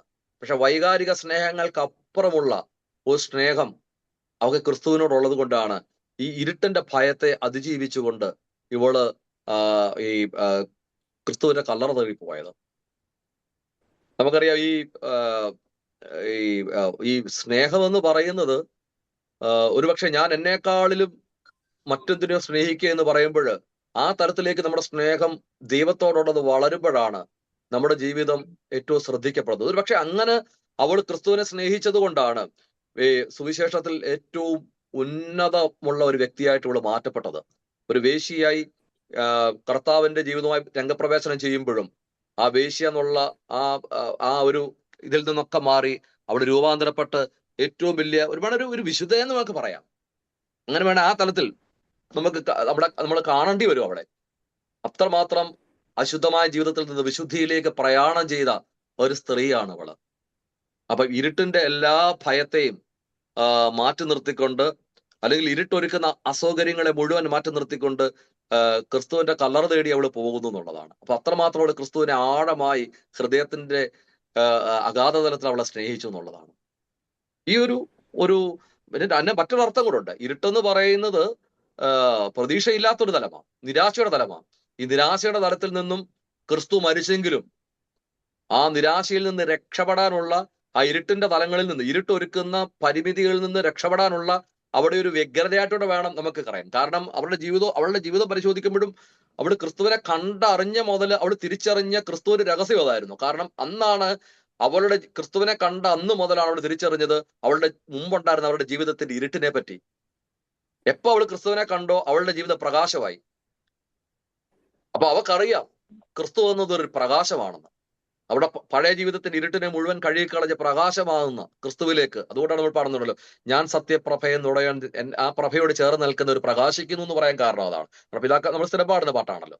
അപ്പം ആ പ്രകാശത്തിലേക്ക്, ഇരുട്ടിൽ നിന്നുള്ള ഒരു പ്രയാണമായിരുന്നു ക്രിസ്തുവിന്റെ. ആ ഇരുട്ടിൽ നിന്ന് വെളിച്ചത്തിലേക്ക് പോകുമ്പോൾ ഇരുട്ടൊരുക്കുന്ന അസൗകര്യങ്ങളെയൊക്കെ അതിജീവിച്ചുകൊണ്ട് ക്രിസ്തുവാകുന്ന പ്രഭയെ തേടി അവളെ യാത്രയാകുന്നു എന്നുള്ളതാണ്. അതിന്റെ പ്രധാനപ്പെട്ട ഒരു കാര്യം എന്ന് പറയുന്നത്, അവൾ ക്രിസ്തുവിനെ സ്നേഹിച്ചത് ഒരു വൈകാരികമായ അല്ലെങ്കിൽ ശരീരത്തിന് തരത്തിലുള്ള സ്നേഹമായിരുന്നില്ല. അതിനേക്കാൾ അപ്പുറമായി ക്രിസ്തുവിന്റെ ആത്മാവിൽ ക്രിസ്തുവിനെ സ്നേഹിക്കുമ്പോഴാണ്. കാരണം ഈ ആത്മാവിന്റെ സ്നേഹത്തിന്റെ ഒരു പ്രത്യേകത എന്ന് പറയുന്നത് അതൊരു ത്യാഗത്തിന്റെ ഭാവമുണ്ട്, ഒരു ത്യാഗത്തിന്റെ ഭാവമാണ്. എനിക്കൊന്ന് ഇന്ന് ലോകത്തിൽ ഭാര്യാഭർത്തൃ ബന്ധങ്ങളിൽ പോലും ഈ ആത്മാവിന്റെ സ്നേഹം ഉണ്ടോ എന്ന് സംശയമാണ്. ഈ ആത്മീയമായ, ഭൗതികമായ വൈകാരിക സ്നേഹമുണ്ട്, അല്ലെങ്കിൽ ജഡത്തിന്റെ സ്നേഹമൊക്കെ ഉണ്ട്. പക്ഷേ ഈ ആത്മീയ തലത്തിലുള്ള ഒരു സ്നേഹം ഉണ്ടാകുമ്പോഴാണ് അവിടെ ഈ ത്യാഗം, ഭർത്താവിന് വേണ്ടി ഭാര്യയും ഭാര്യയ്ക്ക് വേണ്ടി ഭർത്താവും ഒരു ത്യാഗം ഏറ്റെടുക്കാനായിട്ട് തയ്യാറാകും. ഒരാളുടെ മുറിവുകളെ സ്വന്തം മുറിവുകളായി കണ്ട് ഏറ്റെടുക്കാൻ തയ്യാറാകുന്നത് ഈ ത്യാഗപൂർണമായ സ്നേഹത്തിലേക്ക് നയിക്കപ്പെടുന്നത് ഈ ആത്മാവിന്റെ സ്നേഹത്തിന് ഒരു ആത്മീയ ഫലമുണ്ടാകുമ്പോഴാണ്. രണ്ടാമതായിട്ട് നമ്മൾ കാണുന്നത് ഇവിടെ ഓടിച്ചെല്ലുന്നത് കല്ലറയിലേക്കാണ്, അല്ലേ? ശരിക്കും കല്ലറ എന്ന് പറയുന്നത് നമുക്കറിയാം, നമ്മൾ ഒരിക്കലും കല്ലറയിൽ ഒരു പിക്നിക്കിന് പോകുന്ന മനോഭാവത്തോടെ പോകത്തില്ല. അല്ലെങ്കിൽ ഒരു ഒരു അത്തരത്തിലുള്ള ഒരു തലങ്ങളിൽ ഒരിക്കലും കല്ലറയിൽ ആരും പോകാറില്ല. കല്ലറയിൽ പോകുന്ന ഓരോ മനുഷ്യന്റെയും മുഖഭാവത്തിന് ഒരു ഒരു മൂകഭാവമുള്ളത്, അല്ലേ? ഞാൻ ഒരുപക്ഷെ കല്ലറയിൽ പോകുമ്പോൾ ഉണ്ടാകുന്ന മനോഭാവം ഏറ്റവും കൂടുതൽ തിരിച്ചറിയുന്നത് എൻ്റെ അപ്പം മരിച്ചതിന് ശേഷം. അതിനു മുമ്പ് പല ഇടങ്ങളിൽ പോയിട്ടുണ്ടെങ്കിലും എൻ്റെ പിതാവ് മരിച്ചതിന് ശേഷം എൻ്റെ പിതാവിന്റെ കല്ലറയിൽ ഒരുപക്ഷെ ഇന്ന് 8-9 വർഷമായിട്ടും ഇപ്പോഴും എനിക്ക് അവിടെ പോകുമ്പോൾ എൻ്റെ മനസ്സിൽ ഒരു മൂകതയുടെ ഭാവമാണുള്ളത്. കാരണം ആ കല്ലറയിൽ പോകുമ്പോഴാണ് എൻ്റെ അപ്പൻ്റെ ഒപ്പം ജീവിച്ചിരുന്ന നല്ല നാളുകളെ എനിക്ക് ഓർത്തണക്കാനായിട്ട് കഴിയുന്നത്. പക്ഷെ അവിടെ ചെല്ലുമ്പോൾ ആ നല്ല ഭാവം ഇന്നും, അല്ലെങ്കിൽ ആ അപ്പന്റെ സമീപത്തിരിക്കുമ്പോൾ ഞാൻ അനുഭവിച്ചിട്ടുള്ള സ്നേഹ സൗഹൃദം, സ്നേഹ സുരക്ഷിതത്വ ബോധം ഇനിയും എനിക്ക് ഉണ്ടാവില്ലല്ലോ എന്ന് ഓർക്കുമ്പോൾ ഉണ്ടാകുന്ന ഒരു ശൂന്യതാബോധം ഒരുപക്ഷെ കല്ലറയിൽ നമ്മൾ അനുഭവിക്കും. അത് ഞാൻ ഒരുപക്ഷെ ഇപ്പൊ അത് കൂടുതൽ അനുഭവിക്കുന്നുണ്ട്. കാരണം എൻ്റെ സഹധർമ്മിണിയുടെ സഹോദരി, നിങ്ങൾക്ക് അറിയാം, ഞാനുമായിട്ട് ഒരുപാട് ഒരുപക്ഷെ എൻ്റെ ഭാര്യയുടെ ചേട്ടത്തി എന്നുള്ളതിനേക്കാൾ ഉപരിയായി എൻ്റെ ഒരു സഹോദരി പോലെ സ്വതന്ത്രമായി സംസാരിക്കാനും വഴക്കുണ്ടാക്കാനും പ്രയാസങ്ങളുണ്ടപ്പോൾ പങ്കുവെക്കാനും ഒക്കെ ഞാൻ സ്നേഹിച്ച ഒരു വ്യക്തി എൻ്റെ ലൈഫിൽ നിന്ന് മാറ്റപ്പെട്ടു, തിരശ്ശീലയ്ക്ക് പിന്നിലാകപ്പെട്ടു എന്നറിയുമ്പോൾ ഒരുപക്ഷെ ആ കല്ലറയിൽ പോകുമ്പോൾ എൻ്റെ മനസ്സിലുണ്ടാകുന്നത് ഇനി ഒരിക്കലും ഒരുമിച്ച് പാട്ട് പാടുകയും ഒക്കെ ചെയ്തിട്ടുള്ളതാണ്. പക്ഷെ അങ്ങനെ ഒരാൾ ഇനി എൻ്റെ കൂടെ ഇല്ലല്ലോ എന്നറിയുമ്പോൾ ഒരുപക്ഷെ എന്നേക്കാൾ കൂടുതൽ അപ്പുറമായി എൻ്റെ സഹോദരിയുടെ മാതാപിതാക്കൾക്കും എൻ്റെ സഹോദരിക്കും എൻ്റെ വൈഫിനും ഒക്കെ കുറെ കൂടെ മുറിവ് തോന്നുന്ന സംശയമൊന്നുമില്ല എൻ്റെ അകത്ത്. പക്ഷെ ആ കളറിയിൽ പോകുമ്പോൾ നമുക്കുണ്ടാകുന്ന ഒരു മൂകതാഭാവമുണ്ട്. പക്ഷെ ഒരു വസ്തുത്തിൽ നമ്മുടെ ഈ കലറ എന്ന് പറയുന്നത് നമ്മുടെ സ്നേഹത്തെ കുഴിച്ചിടുന്ന സ്ഥലമാണ്. നമ്മുടെ സ്നേഹത്തെ കുഴിച്ചിട്ട് മറവ് ചെയ്ത് മൂടിയൊരിടമാണ് കലറ എന്ന് പറയുന്നത്. അപ്പൊ ഇവിടെ ഈ കലറയിൽ പോകുമ്പോൾ ഈ പട്ടക്കാരത്തി മറിയ ഈ കലറയിലേക്ക് ഓടുമ്പോൾ അവിടെ ഭാവവത അവർക്ക് ഏറ്റവും അവള് പ്രണയിച്ച, അവിടെ ആത്മാവിൽ അവളെ പ്രണയിച്ച ഏറ്റവും പ്രിയപ്പെട്ട യേശുവിനെ കുഴിച്ചിട്ട സ്ഥലമാണ്. അവർക്ക് പിന്നെ അവിടെ കലറയിൽ ചെന്ന് കാണുന്നതുകൊണ്ട് അവൾക്ക് ഒരിക്കലും ഒരു പ്രതീക്ഷയില്ല ക്രിസ്തു തിരിച്ചു വരുമെന്നോ അല്ലെങ്കിൽ ആ കലറയിൽ ഒരു വെളിച്ചത്തിന്റെ ഭാവം കാണുമെന്നൊന്നുമില്ല. പക്ഷെ ആ മൃതപ്രായനായ ക്രിസ്തുവിന്റെ സാന്നിധ്യം, ഞാൻ നേരത്തെ പറഞ്ഞില്ല, സ്നേഹത്തിന്റെ ഏറ്റവും വലിയ മൂർത്തിഭാവം അവിടെയാണ്. കാരണം അവക്കറിയാം എനിക്ക് ക്രിസ്തുവിനെ കൊണ്ട് യാതൊരു പ്രയോജനമില്ല. നമുക്കറിയാം. കാരണം അവർക്ക് തുണയാകാനോ അവളെ കേൾക്കാനോ ഒരു ക്രിസ്തുവിന്റെ സാമീപ്യം ആഗ്രഹിക്കുമ്പോൾ അടുത്ത് ചെന്ന ഭാരങ്ങളെ ഇറക്കി വെക്കാനൊന്നും ഈ ആളില്ല. അവക്കറിയാം. എന്നിട്ടും ക്രിസ്തുവിന്റെ പ്രയോജനമില്ലാത്ത ശരീരത്തെ അവൾ സ്നേഹിച്ചു എന്നുള്ളത് ആണ് ആ സ്നേഹത്തിന്റെ മൂർത്തിഭാവത്തെ പറ്റി പറയാനായിട്ടാണ്. നമ്മളെപ്പോഴും സ്നേഹിക്കുന്ന അതാണ്. നമ്മൾ നോക്കും, ആരെങ്കിലുമൊക്കെ പരിചയപ്പെടുമ്പോൾ ആദ്യം തോന്നുന്നത് ഇവനെ കൊണ്ട് എനിക്ക് വല്ല ഗുണമുണ്ടോ എന്നുള്ളതാണ്. നമ്മുടെ പ്രത്യേകിച്ച് ഇന്നത്തെ കാലഘട്ടത്തിൽ ഒരാളെ പരിചയപ്പെടുക എന്ന് പറയുമ്പോൾ അവരുടെ വിദ്യാഭ്യാസ തിരക്കും അവരുടെ സാമ്പത്തിക സ്റ്റാറ്റസ് തിരക്കും എന്തിനാണെന്നറിയാമോ? എനിക്ക് ഇയാളെ കൊണ്ട് എന്ത് പ്രയോജനമുണ്ട്? അയാൾ ജോലി ചെയ്യുന്ന മേഖല ഏതാ നോക്കും. കാരണം എനിക്ക് ആർക്കെങ്കിലും എന്റെ വീട്ടിൽപ്പെട്ട ആർക്കെങ്കിലും ജോലി കൊടുക്കാനായിട്ട്, പ്രത്യേകിച്ച് നമുക്കറിയാം ഈ നാട്ടിൽ നിന്നൊക്കെ വരുമ്പോൾ ആദ്യമായിട്ടൊക്കെ എന്റെ കൂടെ നമ്മുടെ കൂടെ ചേർത്താ പറയുന്നത്, നമുക്ക് ആരെങ്കിലും ഒക്കെ ഒരു പള്ളിയിലൊക്കെ വരുമ്പോൾ മറ്റുള്ളവരെ പരിചയപ്പെടാൻ നമ്മളെ കൂടുതൽ പരിചയപ്പെടാൻ ആഗ്രഹിക്കുന്ന ആരാന്നറിയാം? നിശ്ചയമായിട്ടും നല്ല തൊഴിൽ മേഖലയിൽ ഇവിടെ പ്രവർത്തിക്കുന്നവരെ. എന്തിനു വെച്ച് കഴിഞ്ഞാൽ എനിക്ക് എന്തെങ്കിലും അവനിൽ കൂടെ എന്തെങ്കിലും വഴി തുറന്ന് കിട്ടുമോ എന്നുള്ളതേ ഉള്ളൂ. അല്ലാതെ യാതൊരു പ്രയോജനവും ഇല്ലാത്ത ആൾക്കാരെ അധികം പേര് സ്നേഹിക്കുന്ന എനിക്ക് വലിയ നിശ്ചയമൊന്നുമില്ല. കൂടുതൽ പണവും പ്രതാപവും ഉള്ള ആളുകളെ, കാരണം അവരെ കണ്ടു. അപ്പൊ എല്ലാം അങ്ങനെയാണ്. ഇന്നത്തെ സ്നേഹത്തിന്റെ പ്രത്യേകത ഏതാ? പക്ഷെ അങ്ങനെയല്ല ഇവള് ചെയ്തത്. കാരണം ക്രിസ്തുവിനെ കൊണ്ട് യാതൊരു പ്രയോജനവും, മരിച്ചു കഴിഞ്ഞ ക്രിസ്തുവിനെ കൊണ്ട് ഒരു പ്രയോജനം അവക്കില്ല. എന്നിട്ടും അവള് ഇരുട്ടിൽ ക്രിസ്തുവിന്റെ കല്ലറ തേടി പോയി എന്നുള്ളതാണ്. കാരണം അവക്കറിയാം അവിടെ സ്നേഹത്തെ കുഴിച്ചിട്ട ഇടമാണെന്ന്. അതുപോലെ തന്നെ നമുക്കറിയാമല്ലോ ഈ കല്ലറയിൽ പോവുക എന്ന് പറയുന്നത്, നമുക്കറിയാം നമ്മുടെ സാധാരണ ആളുകള് പോകാൻ താല്പര്യപ്പെടാത്തൊരിടമാണ്. ബാക്കി എല്ലായിടത്തും പോകാം. പക്ഷെ കല്ലറയിൽ പോകാൻ നമ്മുടെ ആരും ഇല്ലെങ്കിൽ, അല്ലെങ്കിൽ ഓർമ്മയൊന്നും ഇല്ലെങ്കിൽ, നമ്മൾ ഒരിക്കലും നമ്മുടെ ബന്ധപ്പെട്ട ആരെങ്കിലും ഒന്നും കുഴിച്ചിടപ്പെട്ടില്ലെങ്കിൽ നമ്മൾ ആരുടെയും കല്ലറയിൽ ഒന്നും പോവുകയില്ല. പോകേണ്ട ആവശ്യമില്ല. അല്ലെങ്കിൽ ആരുടെയെങ്കിലും ഓർമ്മ വരുവൊക്കെ ചെയ്യെങ്കിൽ നമ്മൾ പങ്കാളികളായി പോകുന്നുള്ളതല്ലാതെ അതിനപ്പുറം നമ്മൾ മാത്രമല്ല, കല്ലറയിൽ പോകുക എന്ന് പറഞ്ഞ പലർക്കും, ചില മനുഷ്യർക്കൊക്കെ ഭയങ്കര ഭയമാണ്. പ്രത്യേകിച്ച് രാത്രിയിൽ ഒരു കല്ലറയിൽ ഈ സ്ത്രീ പോകുന്നത് രാത്രിയുടെ വെട്ടം വരുന്നതേ ഉള്ളൂ. ആ സമയത്താണ് ഇവിടെ കല്ലറയിൽ പോകാൻ ധൈര്യം കാണിക്കുന്നത്. അവിടെ കൂടെ വേറെ സ്ത്രീകൾ ഉണ്ടാകുന്നു പറയുന്നു, ചിലയിടത്ത് ഇല്ലെന്ന് പറയുന്നു. എന്തോ ആയിക്കോട്ടെ, സ്ത്രീകൾ ഉണ്ടെന്ന് പറഞ്ഞാൽ പോലും, കാരണം കല്ലറയിൽ പോവുക എന്ന് പറയുന്നത് ആരോഗ്യമുള്ള ആളുകൾക്ക് പോലും അസമയത്ത് കല്ലറയിൽ പോവുക എന്ന് പറയുന്നത് ഭയമാണ്. ഞാൻ പണ്ട് ആദ്യത്തെ എന്റെ പള്ളി എന്ന് പറയുന്നത് പള്ളിയിലോട്ട് പോകുന്നതിന് പാതി കല്ലറയായിരുന്നു. അവിടെ ഒരു മനുഷ്യവാസവും ഇല്ല, ഒറ്റപ്പെട്ട സ്ഥലങ്ങളാണ്. ആ കല്ലറ കഴിഞ്ഞിട്ട് പള്ളി കഴിഞ്ഞ് എന്റെ തൊട്ട് ബാക്കിലാണ് എന്റെ വീട്. അപ്പം പ്രത്യേകിച്ച് ഈ ആരെങ്കിലുമൊക്കെ ഈ വളരെ ചെറിയ പ്രായത്തിൽ ആക്സിഡന്റ് ആയിട്ട് മരിക്കുമ്പോൾ, അല്ലെങ്കിൽ അങ്ങനെ അത്തരത്തിൽ ആരെങ്കിലും മരിച്ച് അടക്കപ്പെടുന്ന അന്ന് ദിവസമൊക്കെ ഈ പറയുന്ന ഒരു പുരോഹിതനായിട്ടൊക്കെ ഉണ്ടെങ്കിൽ പോലും എനിക്ക് പിന്നെ പോകുമായിരുന്നു. എന്ന് വെച്ച് കഴിഞ്ഞാൽ എനിക്ക് ആ മുള്ളി മിടുക്കനാണ്, ധൈര്യമൊക്കെ കാണിച്ച് അഭിനയിച്ചോട്ടൊക്കെ പോകുന്നുള്ളതല്ലാതെ തല്ല് ഭയമൊക്കെ ഉണ്ടായിരുന്ന സമയത്ത്. ഇപ്പൊ അങ്ങനൊക്കെ വലുതായിട്ടൊന്നും ഇല്ലെങ്കിലും ആദ്യ കാലഘട്ടങ്ങളിലൊക്കെ, ഇപ്പൊ നമ്മൾ ഒത്തിരി കണ്ടും പോയും പരിചയപ്പെട്ടും ഒക്കെ പിന്നെ അങ്ങനെയുള്ള ചിന്തകൾ പോയില്ല. പക്ഷെ ആദ്യ കാലങ്ങളിലൊക്കെ നിശ്ചയമായും എനിക്ക് ഭയമുണ്ടായിരുന്നുള്ളതിനകത്ത് പറയാൻ മടിയൊന്നുമില്ല. അപ്പം എല്ലാവരും ഭയപ്പെടുന്നതാണ്. പക്ഷെ എപ്പോഴാണ് ഈ കല്ലറയിലുള്ള ഭയം നമ്മുടെ മാറുന്നതെന്നറിയാമോ? ഒരിക്കലും കല്ലറയിൽ പോകാൻ ധൈര്യം കാണിക്കാത്ത, ഒറ്റപ്പെട്ട സമയങ്ങളിൽ പോലും ധൈര്യം കാണിക്കാത്ത സ്ത്രീകൾ ഒറ്റപ്പെട്ട സമയങ്ങളിൽ കല്ലറയിൽ പോകാൻ ധൈര്യം കാണിക്കുന്നത് അവരുടെ പ്രിയ കുഞ്ഞുങ്ങളെ അവിടെ മറവ് ചെയ്യുമ്പോഴാണ്. ഒരമ്മ തന്റെ കുഞ്ഞിനെ ഒരു കല്ലറയിൽ മറവ് ചെയ്യുമ്പോൾ പിന്നെ അവൾക്ക് മറ്റു പേടിയൊന്നുമില്ല. കാരണം നമ്മൾ കല്ലറയിൽ പോകാത്തത് എനിക്ക് എന്നെ പറ്റിയുള്ള പേടി കൊണ്ടാ. പക്ഷെ ഞാൻ എന്നെ തന്നെ, എനിക്ക് എന്ത് സംഭവിക്കട്ടെ എന്നൊരു തലങ്ങളിലേക്ക് എന്റെ ചിന്ത മാറുന്ന എപ്പോഴാണെന്നറിയാമോ? എന്റെ പ്രിയപ്പെട്ടവരെ മറവ് ചെയ്യുന്ന തലങ്ങളിൽ, ഈ കല്ലറയിൽ മറവ് ചെയ്യുമ്പോഴാണ്. അത് ഏതിടമായാലും ഒരമ്മ അല്ലെങ്കിൽ ഒരു അപ്പൻ തന്റെ കുഞ്ഞിന്റെ കബറിടം തേടി പോകും. അതിന് ഭയമോ പേടിയോ അതിനു മുമ്പുണ്ടായിരുന്ന വ്യാകുലതകളൊന്നുമില്ല. കാരണം ആ വ്യാകുലതകൾ മുഴുവൻ മറക്കപ്പെടുന്നത് തന്റെ സ്നേഹത്തെ കുഴിച്ചിട്ട ഇടം കണ്ടെത്താനായിട്ട് ശ്രമിക്കുമ്പോഴാണ്. അപ്പൊ ഈ സ്ത്രീയെ സംബന്ധിച്ചോളം അവൾ ഈ കല്ലറ തേടിപ്പോയത് അവളുടെ സ്നേഹത്തിന്റെ ഏറ്റവും വലിയ ഇടം മണ്ണിൽ മറവ് ചെയ്തുകൊണ്ടാണ്. അതുവരെ അവൾ ഒരുപക്ഷെ അതിനു മുമ്പൊന്നും അവൾ അങ്ങനെ പോയിട്ടുണ്ടാവില്ല. പക്ഷെ ആദ്യമായിട്ട് അവൾ ഈ ഇരുട്ടിന്റെ മറവുണ്ടായിരുന്നിട്ട് പോലും, അല്ലെ ഇരുട്ടൊരുക്കുന്ന ഭയം ഉണ്ടായിട്ട് പോലും, ആ ഇരുട്ടിന്റെ ഭയത്തെയൊക്കെ നിരാകരിച്ചുകൊണ്ട് ഈ കല്ലറ തേടിപ്പോയത് അവിടെ പ്രിയപ്പെട്ട ക്രിസ്തുവിനെ അവിടെ കുഴിച്ചിട്ടത് കൊണ്ടാണ്.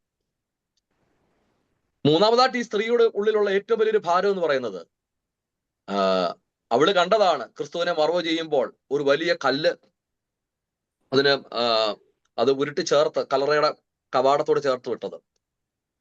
ആ കല്ല് ആരുരുട്ടിത്തരും എന്നുള്ള, നമ്മൾ ഈ വേദവസം വായിക്കുമ്പോൾ അവിടെ എനിക്കൊന്ന് ലൂക്കോസ് സുവിശേഷം വായിക്കുമ്പോൾ അവർ നടന്നു പോകുമ്പോൾ അവരുടെ ഭയം, അവരുടെ ഉള്ളിൽ ഏറ്റവും വലിയ പരുന്നു, ആ കല്ല് ആര് നമുക്ക് വേണ്ടി ഉരുട്ടിത്തരും എന്ന ഒരു ചിന്ത അവിടെ ഉള്ളിലുണ്ടായിരുന്നു. അപ്പൊ ഈ കല്ലറയിൽ കർത്താവിന്റെ തിരുശരീരത്ത് സുഗന്ധദ്രവ്യം അർപ്പിക്കാനായിട്ട് പോകുമ്പോൾ അവിടെ ഉള്ളിലുണ്ടാകുന്ന മൂന്നാമത്തെ ഒരു ഭാരം എന്ന് പറയുന്നത്, ഈ വലിയ കല്ല് ആര് ഉരുട്ടിത്തരുന്നുള്ളതാണ്. വാസ്തവത്തിൽ ഈ കല്ലെന്ന് പറയുന്നത് കല്ലറയിൽ ക്രിസ്തുവിന്റെ കബറടക്കം മറവ് ചെയ്ത ഒരു സംഗതിയാണെങ്കിലും, ഇന്ന് അവിടെ ഉള്ളിൽ ആ കല്ലെന്ന് പറയുന്നത് അവിടെ ഹൃദയത്തിൽ ഒരു ഭാരമാണ്. കാരണം ആ കല്ല് ഉരുട്ടിത്തരും എന്ന് അവൾ ചിന്തിക്കുമ്പോൾ തന്നെ അവിടെ ഹൃദയത്തിൽ ശക്തമായ ഭാരമായിട്ട് നിലനിൽക്കുക. ആരത്? അപ്പം വാസ്തവത്തിൽ കല്ലറയിൽ അടക്കപ്പെട്ട കല്ലല്ല അവിടെ പ്രശ്നം. ആ കല്ലിനെ പറ്റി അവിടെ ഉള്ളിൽ നിലനിൽക്കുന്ന ഭാരമാണ് അവിടെ പ്രശ്നം. വാസ്തവത്തിൽ ഇത് വലിയൊരു ആശയമാണ്. പലപ്പോഴും നമ്മുടെ മുമ്പാകെ ഒരുപാട് കല്ലുകളുണ്ട്. വാസ്തവത്തിൽ ഈ നമ്മുടെ മുമ്പിലെ ഈ പ്രശ്നങ്ങളല്ല നമ്മുടെ പ്രശ്നം, അല്ലെ നമ്മുടെ മുമ്പിൽ ഉണ്ടാകുന്ന പ്രതിസന്ധികളല്ല. ആ പ്രതിസന്ധികളെ ഹൃദയത്തിൽ ഏൽക്കുമ്പോൾ നമ്മുടെ ഉള്ളിലുണ്ടാകുന്ന ഭാരമാണ് നമ്മുടെ പ്രശ്നം. എനിക്കറിയാം, ഞാൻ ഈ പറയുന്ന പോലെ എൻ്റെ വൈഫിന്റെ സഹോദരി 1.5 വർഷം മുമ്പ് അവളിങ്ങനെ ശരീരത്തെ ചില ശാരീരിക പ്രയാസങ്ങൾ അറിഞ്ഞുകൊണ്ട് ഹോസ്പിറ്റലിൽ ചികിത്സിക്കാനായിട്ട് പോകുന്ന സമയത്തില് അന്നേരം ഒന്നും ഓക്കെ, ചെറിയ ശ്വാസമുട്ടൽ ഉണ്ടാകുന്നു, അല്ലെങ്കിൽ അങ്ങനെ ശരീരത്തിൽ ചില ചില ചില അസൗകര്യങ്ങൾ ഉണ്ടായപ്പോൾ അതെന്തെങ്കിലും അലർജിയുടെ ആയിരിക്കും, ഇങ്ങനെയൊക്കെ പറഞ്ഞുകൊണ്ട് നമ്മളത് ഗൗരവം കാണിച്ചില്ല. പക്ഷേ ഡോക്ടർമാർ സംശയം പ്രകടിപ്പിച്ചുകൊണ്ട് അവളുടെ ബയോപ്സിക്ക് വിട്ട് അത് ക്യാൻസർ ആണ് എന്ന് അറിഞ്ഞ നിമിഷം മുതൽ ഞങ്ങളുടെയൊക്കെ ഹൃദയങ്ങളിൽ ഒരു വലിയ ഭാരം ഉണ്ടായിരുന്നു. കാര്യം ഒരു ശരീരത്തുണ്ടാകുന്ന രോഗമാണെങ്കിലും ആ രോഗമറിഞ്ഞ ആ നിമിഷം മുതലേ അവളുടെയും ഞങ്ങളുടെയൊക്കെ മനസ്സിൽ ഏറ്റെടുത്തത് വലിയൊരു ഭാരമാണ്. അപ്പൊ ഈ ഭാരമാണ് എല്ലാവരുടെയും ഏറ്റവും കൂടുതൽ വിഷമം. ഇന്ന് മനുഷ്യന്റെ ഉള്ളിലൊക്കെ വലിയ കല്ലുകളുണ്ട്, വലിയ ഭാരങ്ങളുണ്ട്. ഈ ഭാരവും ചുമന്നാണ് എല്ലാ മനുഷ്യരും നടക്കുന്നത്. അത് രോഗം മാത്രമൊന്നുമല്ല കേട്ടോ. മക്കളെ പറ്റിയുള്ള വീട്ടിലെ അസ്വസ്ഥതകള്, സാമ്പത്തിക പ്രതിസന്ധികള്, മറ്റുള്ളവരുടെ മുമ്പിൽ ഇറങ്ങി നടക്കാൻ പറ്റാത്ത അപമാനകരമായ ജീവിത സാഹചര്യങ്ങള്, എന്തൊക്കെയാണ് മനുഷ്യന്റെ ഉള്ളിൽ ഇത് നിലനിൽക്കുന്ന ഭാരം. വലിയ കല്ലുകളെ ചുമന്നുകൊണ്ടാണ് ഇന്ന് മനുഷ്യൻ നടക്കുന്നത്. ഈ സ്ത്രീയുടെ ഉള്ളില് കല്ലുണ്ടായിരുന്നത് കല്ലറയിലാണെങ്കിലും ആ കല്ലിന്റെ ഭാരം മുഴുവൻ അവള് ഏറ്റെടുത്തത് അവിടെ നെഞ്ചത്തായിരുന്നു. കാരണം അത്രമാത്രം അവളെ ക്രിസ്തുവിനെ സ്നേഹിച്ചു എന്നുള്ളതാണ്. അല്ലെങ്കിൽ കല്ലറയിൽ ആരോ മരിച്ചു കിടക്കുന്ന ഭാരമൊന്നും അവളെ ഏറ്റെടുക്കേണ്ട ആവശ്യമൊന്നുമില്ല. പക്ഷേ that's was A true expression of love with Jesus. അവിടെ ഉള്ളിലെ ആഴമായ ക്രിസ്തുവിനോടുള്ള സ്നേഹത്തിന്റെ അടയാളമാണ് ഈ ഭാരം എന്ന് പറയുന്നത്. എന്നിട്ട് ഈ കല്ലിനെ പറ്റി പറയുന്ന 4ാമത്തെ ഒരു വിശേഷണമുണ്ട്. ആ കല്ലിന്റെ സ്വഭാവം എന്ന് പറയുന്നത് നമ്മൾ വായിക്കുമ്പോൾ ലൂക്കോസ് സുവിശേഷം വായിക്കടെ പറയുന്നുണ്ട്, ആ കല്ല് ഏറ്റവും വലുതുമായിരുന്നു. അവളെ ഒരുപക്ഷെ അവിടെ ചേർത്ത് വെച്ച കല്ലിനെ പറ്റി ആയിരിക്കും അവിടെ പറയുന്നത്. പക്ഷെ അവളെ സംബന്ധിച്ചോളം തന്റെ ക്രിസ്തുവിന്റെ വിയോഗം അത് ഏറ്റവും ഭാരമുള്ള കല്ലായിരുന്നു അവളെ. അതാ ഈ ഭാരങ്ങൾ പല വിധത്തിലുണ്ട്. താങ്ങാവുന്ന ഭാരങ്ങളുണ്ട്, താങ്ങാൻ പറ്റാത്ത ഭാരങ്ങളുണ്ട്. താങ്ങാവുന്ന ഭാരങ്ങളൊക്കെ അതിജീവിക്കാൻ നമ്മളെ കൊണ്ട് കഴിയും. പക്ഷെ താങ്ങാൻ പറ്റാത്ത ഭാരങ്ങൾ വന്നാലോ? താങ്ങാൻ പറ്റാത്ത ഭാരങ്ങൾ വരുമ്പോഴാണ് പല മനുഷ്യരും മദ്യപാനത്തിലും അല്ലെങ്കിൽ ഒരു തുണ്ടൻ കയറിലും മരുന്നുകളിലുമൊക്കെ ജീവിതം അവസാനിപ്പിക്കുന്നത്. പലപ്പോഴും നമ്മുടെ ജീവിതത്തിൽ താങ്ങാൻ വയ്യാത്ത ഭാരങ്ങളുണ്ടാകും. ഞാൻ പെട്ടെന്ന് സമയം ഒത്തിരിയാകുന്നെന്ന് എനിക്കറിയാം. താങ്ങാൻ പറ്റാത്ത ഒരു ഭാരം കൊണ്ടാണ് ഈ സ്ത്രീ കല്ലറി. കാരണം ആ കല്ല് അവളെ സംബന്ധിച്ചോളം, ഒരുപക്ഷെ മറ്റാർക്കും അത് ആവണമെന്നില്ല, അവളെ സംബന്ധിച്ചിടത്തോളം ആ കല്ല് ഏറ്റവും ഭയങ്കരമായിരുന്നു, ഏറ്റവും വലുതായിരുന്നു. അത്ര വലിയ ഭാരം ചുമന്നുകൊണ്ടാണ് അവൾ നടക്കുന്നത്. നമുക്കറിയാം, ഓരോരുത്തർക്കും ഓരോ ഭാരങ്ങൾ അവരവർക്ക് വലുതാണ്. നമ്മുടെ ചില മനുഷ്യരെയൊക്കെ ഇപ്പം അച്ഛന് പ്രിയപ്പെട്ട എബി അച്ഛൻ പ്രാർത്ഥനയുടെ ആരംഭത്തിൽ യുദ്ധത്തിൽ മരണപ്പെട്ട അനേക ആളുകളെ ഓർത്ത് പ്രാർത്ഥിച്ചു. നമ്മൾ പ്രാർത്ഥിച്ചു എന്നുള്ളത് ശരിയാണ്, നമ്മൾ പ്രാർത്ഥിക്കുന്നുമുണ്ട്. പക്ഷെ അവരനുഭവിക്കുന്ന ഭാരങ്ങളൊന്നും നമ്മുടെ ഉള്ളിൽ വലുതായിട്ട് തോന്നാറില്ല. നമുക്ക് ഉണ്ട്, ദുഃഖമുണ്ട്, പ്രയാസമുണ്ട്, ആരോ എവിടേക്കോ മരിക്കുന്നു. പക്ഷെ എപ്പോഴാണ് നമ്മുടെ ഉള്ളിലെ നൊമ്പരങ്ങൾക്ക് ഭാരമേറുന്നത്? ആ മരണപ്പെടുന്ന ആളിൽ എന്റെ ആരെങ്കിലും ഉണ്ടോ എന്ന് അറിയുമ്പോഴാണ്. നമുക്കറിയാം, ഈ ഗൾഫിലൊക്കെ ഇങ്ങനെ ഇറാൻ ബോംബ് വർഷിക്കുമ്പോൾ ഞാൻ ഏറ്റവും കൂടുതൽ നോക്കുന്നത്, ഒരുപക്ഷെ എന്റെ സ്വാർത്ഥതയായിരിക്കും, പക്ഷെ ഞാൻ ഏറ്റവും കൂടുതൽ വാച്ച് ചെയ്യുന്നത് ഖത്തറിൽ ആരെങ്കിലും അവിടുത്തെ സാഹചര്യം എന്താണെന്ന്. കാരണം എന്റെ സഹോദരനുണ്ട്. അപ്പൊ നമ്മുടെ ആരുടെയെങ്കിലും ഒരാൾ എവിടെയെങ്കിലും ഉണ്ടാകുമ്പോൾ നമുക്ക് ഈ പ്രശ്നങ്ങൾ വലുതാ, അല്ലെങ്കിൽ നമ്മളെ അതിൽ കെയർ ചെയ്യാറില്ല. അത് നമ്മുടെ കുഴപ്പമല്ല, അതാണ് നമ്മുടെ ഒരു നേച്ചർ എന്ന് പറയുന്നത്. അപ്പം ഓരോരുത്തർക്കും ഓരോ ഭാരങ്ങൾ വ്യത്യസ്തമായ വിധത്തിലാണ്. പക്ഷെ നമ്മുടെ നെഞ്ചത്ത് വരുമ്പോഴാണ് നമ്മുടെ ഭാരങ്ങൾ ശക്തമേറുന്നത്. അപ്പൊ ഈ സ്ത്രീയെ സംബന്ധിച്ചോളം അവൾ ഇരുട്ടിൽ കടന്നു വരുന്നു. അവൾ പോകുന്നത് കല്ലറയിലാണ്. കല്ലറയിലിരിക്കുന്ന ഒരു കല്ലിനെ പറ്റി അവളുടെ ഹൃദയത്തിൽ ഭാരമുണ്ട്. ആ കല്ലെന്ന് പറയുന്നത് അവളുടെ കഴിവുകൊണ്ട് പരിഹരിക്കാവുന്നതിലപ്പുറം ഭാരമേറിയ സ്വഭാവമുള്ള കല്ലുമാണ്. ഞങ്ങള് ഈ എബിയച്ചനും ഞാനും ഒക്കെ ഇപ്പോഴ് ഈ അടുത്ത ഇടയില് രോഗികളെ സന്ദർശിക്കുന്ന ചാപ്ലൻസിയുടെ ജോലി ഇങ്ങനെ പഠിക്കുകയും ജോലിയൊക്കെ ചെയ്യുന്നുണ്ട് ഞങ്ങൾ. ഞാൻ ശരിക്കും മനസ്സിലാക്കുന്നത് ഓരോ രോഗികളെ കാണാൻ ചെല്ലുമ്പോഴും അവരുമായിട്ട് സംസാരിക്കുമ്പോഴും ഞങ്ങൾക്കൊക്കെ തോന്നുന്ന ഒരു സത്യമാണ്, ഈ രോഗികളുടെയൊക്കെ ഉള്ളിൽ അതിഭയങ്കരമായ ഭാരമുണ്ട്. ആ ഭാരം അവരുടെ മുഖത്ത് കാണാം. ആ ഭാരം ചിലപ്പോൾ അവരുടെ മുഖത്ത് ദേഷ്യമായിട്ടും സങ്കടമായിട്ടും നിരാശയായിട്ടും അങ്ങനെ പല തരത്തിൽ. നമ്മുടെ വീടുകളിലൊക്കെ നമ്മൾ ചില മനുഷ്യരോട് സംസാരിക്കുമ്പോൾ നമ്മൾ ചില മനുഷ്യരെ കാണുമ്പോൾ പറഞ്ഞല്ലോ, അവൻ അഹങ്കാരിയ, അല്ലെങ്കിൽ അവൻ നിഷേധിയ, അല്ലെങ്കിൽ അവൻ ദേഷ്യപ്പെടുന്നു. ഒരുപക്ഷെ ഇങ്ങനെയൊക്കെ അസ്വാഭാവികമായ സ്വഭാവ സവിശേഷതകൾ കാണിക്കുന്നതിന്റെ പിന്നിൽ ആരോടും പങ്കുവെക്കാത്ത ചില ഭാരങ്ങൾ അവരുടെ മനസ്സിലുണ്ടെന്നല്ലേ നമ്മളെങ്ങനെ അറിയുന്നത്? അതുകൊണ്ടാണ് കർത്താവ് ആരെ വിധിക്കരുതെന്ന് പറയുന്നത്. അപ്പൊ നമ്മുടെ മുന്നിൽ കാണുന്ന ചില മനുഷ്യര് ഒരുപക്ഷെ നമ്മളെ കണ്ടിട്ടും, എനിക്ക് ഒരു ദിവസം ഒരു പള്ളിയിൽ ഞാനിങ്ങനെ പോയപ്പോൾ ഒരാളിങ്ങനെ എന്നെ ശ്രദ്ധിക്കാതെ പോയി. അപ്പൊ എനിക്ക് സ്വാഭാവികമായിട്ട് എന്താ എപ്പോഴും മിണ്ടുന്ന ഒരാൾ ശ്രദ്ധിക്കാതെ പോയത്. അപ്പം ഞാനിങ്ങനെ മുൻകൂട്ടി അയാളിപ്പം പുതിയ എന്തെങ്കിലും വാങ്ങിച്ചതിലോ അല്ലെങ്കിൽ നേടിയപ്പോ എന്റെ അഹങ്കാരം അല്ലെങ്കിൽ ജോലി കിട്ടിയതിന്റെ തന്നത്. പക്ഷെ പിന്നീടാണ് അദ്ദേഹം പറഞ്ഞത്, അച്ഛാ കണ്ടപ്പം പിന്നെ കുറെ ഭാരം എൻ്റെ അടുത്ത് പറഞ്ഞു. പെട്ടെന്ന് എനിക്ക് എന്നിൽ തന്നെ ഞാൻ ചെറുതായി തോന്നി. കാരണം അയാളെ കണ്ടിട്ട് അയാളുടെ അന്നത്തെ ഒരു ചെറിയ പെരുമാറ്റം കണ്ട് ഞാൻ അയാളെ വല്ലാണ്ട് തെറ്റായിട്ട് ജഡ്ജ് ചെയ്യുന്നല്ലോ എന്നുള്ളത്. അങ്ങനെ നമ്മൾ പല മനുഷ്യരെ ജഡ്ജ് ചെയ്യാറുണ്ട്. കാരണം എന്താ വെച്ച് കഴിഞ്ഞാൽ നാം അറിയാത്ത ചില ഭാരങ്ങൾ അവരുടെ ഉള്ളിലുള്ളപ്പോൾ അവർക്ക് ഒരു പക്ഷേ മറ്റുള്ളവരടുത്ത് എന്താ പറയുന്നത് സൗമ്യ മനോഭാവത്തോടോ അല്ലെങ്കിൽ സൗഹൃദ മനോഭാവത്തോടൊന്നും ഇടപഴകാൻ സാധിക്കാതെ വരുന്നു എന്നുള്ളതാണ്. ഓരോ മനുഷ്യരുടെ ഉള്ളിൽ വസിക്കുന്ന ഓരോ ഭാരമുണ്ട്. ഈ ഭാരം, ഈ പ്രതീക്ഷയോട് ഈ സ്ത്രീ ഈ കല്ലറയിൽ ചെന്നപ്പോഴാണ് അവൾ അത്ഭുതപ്പെട്ടത്. എന്താ കാരണം എന്ന് ചോദിക്കുന്നത്? കാരണം അവക്ക് വേണ്ടി ആരോ ആ വലിയ കല്ല് മാറ്റിയിരിക്കുന്നു എന്നുള്ളതാണ്. പ്രിയപ്പെട്ടവരെ, അവളുടെ ഉള്ളിലെ ഭാരം എപ്പോ മാറി എന്ന് ചോദിച്ചു കഴിഞ്ഞാൽ അവള് ചെന്നത് ക്രിസ്തു കിടക്കുന്ന ഇടക്കത്തിലേക്കാണ്. ജീവിതത്തിൽ ഏതിരുട്ടായിക്കോട്ടെ, ഏത് കല്ലറ നൽകുന്ന ഭയാനകമായ അവസ്ഥയായിക്കോട്ടെ, ഏത് തരത്തിലുള്ള കല്ലുകളായിക്കോട്ടെ, അതെത്ര ഭാരമായിക്കോട്ടെ, പക്ഷെ ഞാനും നിങ്ങളും എത്തിച്ചേരുന്നത് ക്രിസ്തു കിടക്കുന്ന ഇടമാണെങ്കിൽ നമുക്ക് വേണ്ടി ആരോ ആ കല്ല് മാറ്റിയിരിക്കുന്നുള്ളതിൽ സംശയമൊന്നുമില്ല.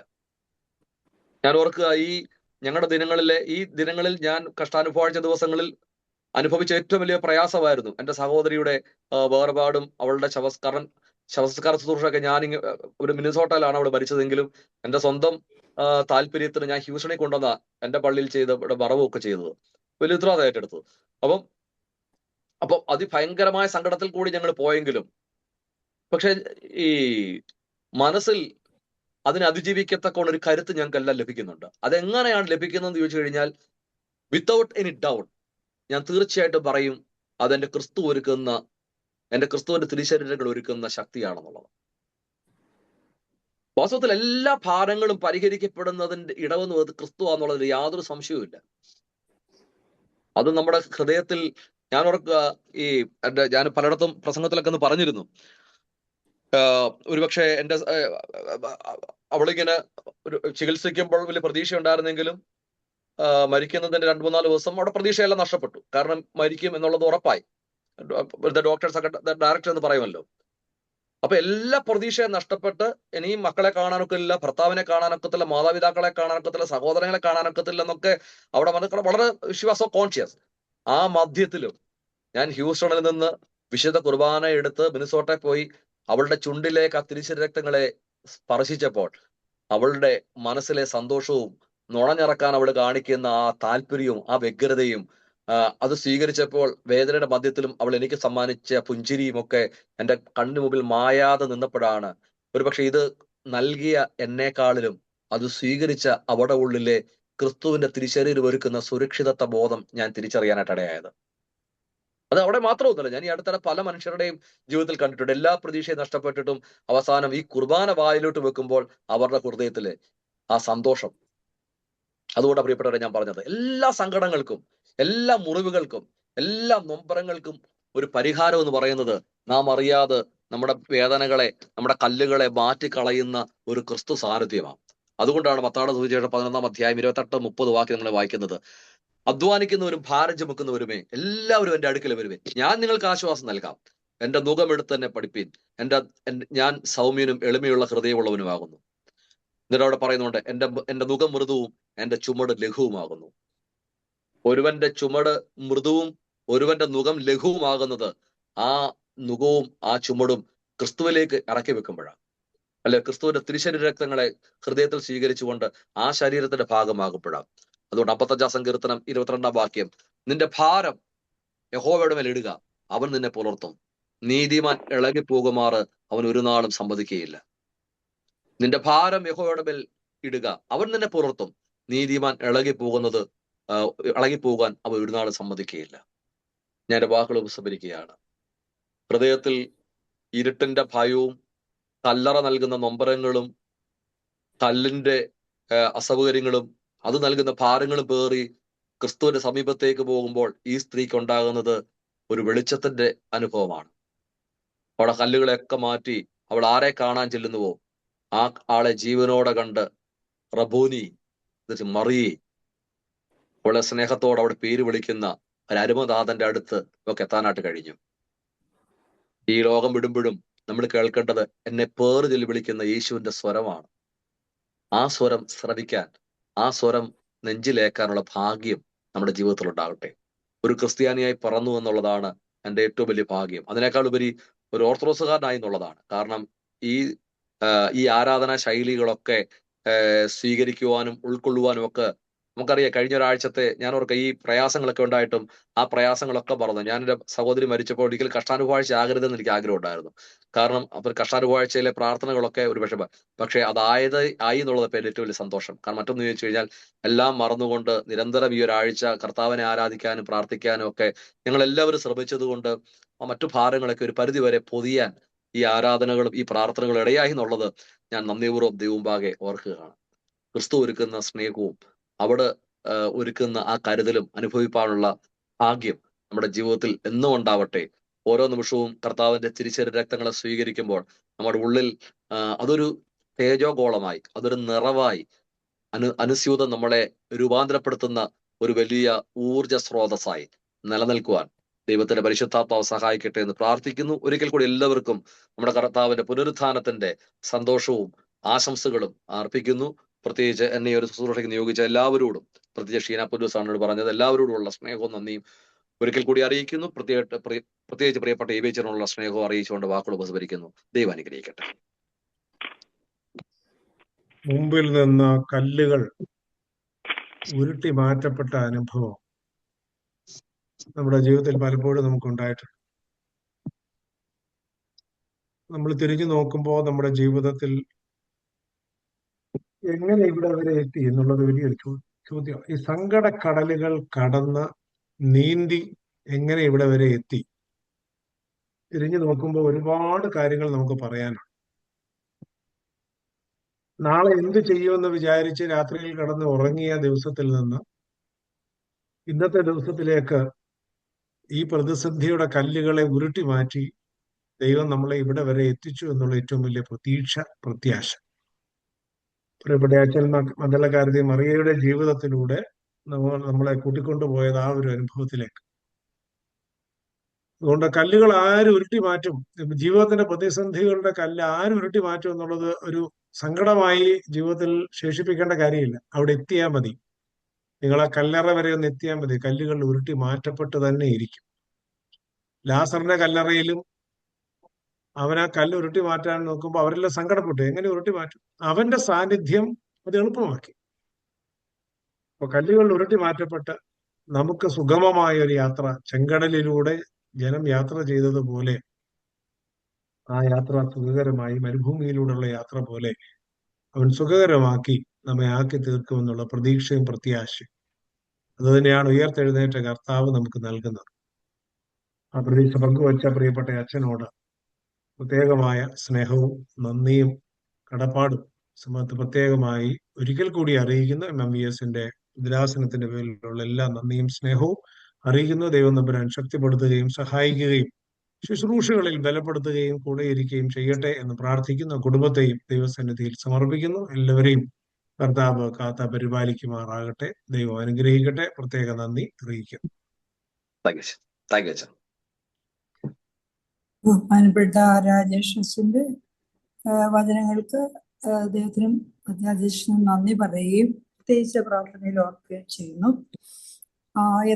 എന്ത് അനുഭവം വന്നിട്ടും സ്ത്രീകൾ ഭയമില്ലാതെ ദൈവത്തോടുള്ള സ്നേഹം കൊണ്ട് കർത്താവിനെ ചെന്ന് കാണുകയും ആ സ്നേഹത്തിൽ ഭയമില്ലാതെ ആ ഭാരം ഉള്ള കല്ല് നീക്കി ലഭിക്കുകയും എല്ലാം ചെയ്തത് സ്വന്തം ജീവിതത്തില് ഇപ്പൊ അടുത്ത സമയത്തുണ്ടായ അനുഭവം കൂടെ ചേർത്ത് നമ്മുടെ മുൻപിൽ അത് വരച്ചു കാട്ടി. ഇതേപോലെ തന്നെ നമ്മുടെ ജീവിതത്തിൽ ഇന്നേ വരെ ഉണ്ടായിട്ടുള്ള അനുഭവങ്ങൾ നമുക്ക് വന്ന് ചിന്തിക്കാനുള്ള അവസരം തന്നു. അച്ഛനെയും കുടുംബത്തെ അനുഗ്രഹിക്കണേ എന്ന് പ്രാർത്ഥിക്കുന്നതോടൊപ്പം ആ വലിയ പ്രതിസന്ധി വന്നപ്പോഴും തമ്പുരാന്റെ സ്നേഹവും ഒക്കെ അത് അതിജീവിക്കാനുള്ള കരുത്ത് ദൈവം കൊടുത്തുവല്ലോ. പ്രിയപ്പെട്ട സിനിയെ ഭാവനയെ ദൈവസേനയെ സമർപ്പിക്കുകയും കഴിഞ്ഞ പ്രാർത്ഥനകളിലൊക്കെ ഒരുമിച്ച് ബഹുമാനപ്പെട്ട അച്ഛനും നമുക്ക് ഒരുമിച്ച് കൂട്ടായ്മയിൽ പ്രിയപ്പെട്ട സിനിയെ സമർപ്പിക്കാൻ ദൈവം അനുവദിച്ചുവല്ലോ. സിനിയുടെ ആത്മാവിനെ സമർപ്പിക്കുന്നു. ഇമ്പമുള്ള പറുദീസയിൽ പാർപ്പിക്കണമേ എന്ന് പ്രാർത്ഥിക്കുന്നു. പ്രിയപ്പെട്ട കൊച്ചുമയ്ക്കും അച്ഛനും എല്ലാ പ്രിയപ്പെട്ടവർക്കും ആശ്വാസം നൽകണമേ എന്ന് ഞങ്ങൾ അപേക്ഷിക്കുന്നു. വീണ്ടും ഈ പുനരുത്ഥാന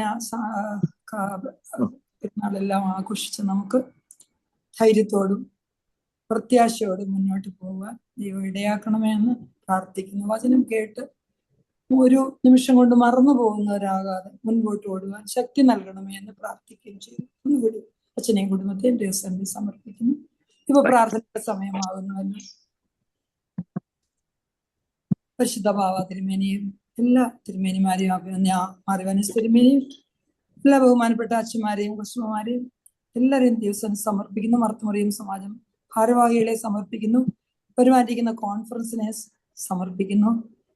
പ്രത്യേകിച്ച് യുദ്ധത്തിൽ ഏർപ്പെട്ടിരിക്കുന്നതായിട്ടുള്ള രാജ്യങ്ങളെ, ഭരണാധികാരികളെ, പ്രിയപ്പെട്ടവരെ സമർപ്പിക്കുന്നു. അബ്രഹാം പിതാവ് അപേക്ഷിച്ചതുപോലെ പൊടിയും ചാരവുമായ നമ്മൾ ഒരുമിച്ച് നമുക്ക് ദൈവം കൊടുങ്കാറ്റുകൾ അതിജീവിക്കാൻ ശക്തി തന്ന ആ കരുത്ത് ദൈവമേ ജനങ്ങൾക്കും ഭരണാധികാരികൾക്കും നൽകണമേ. സമാധാനം എത്രയും വേഗം പുനഃസ്ഥാപിക്കുവാൻ ഇടയാക്കണമേ. നമുക്ക് ഒരുമിച്ച് പ്രാർത്ഥിക്കാം. നമ്മെ തന്നെ ദൈവസന്നിധി താഴ്ത്തി വയ്ക്കാം.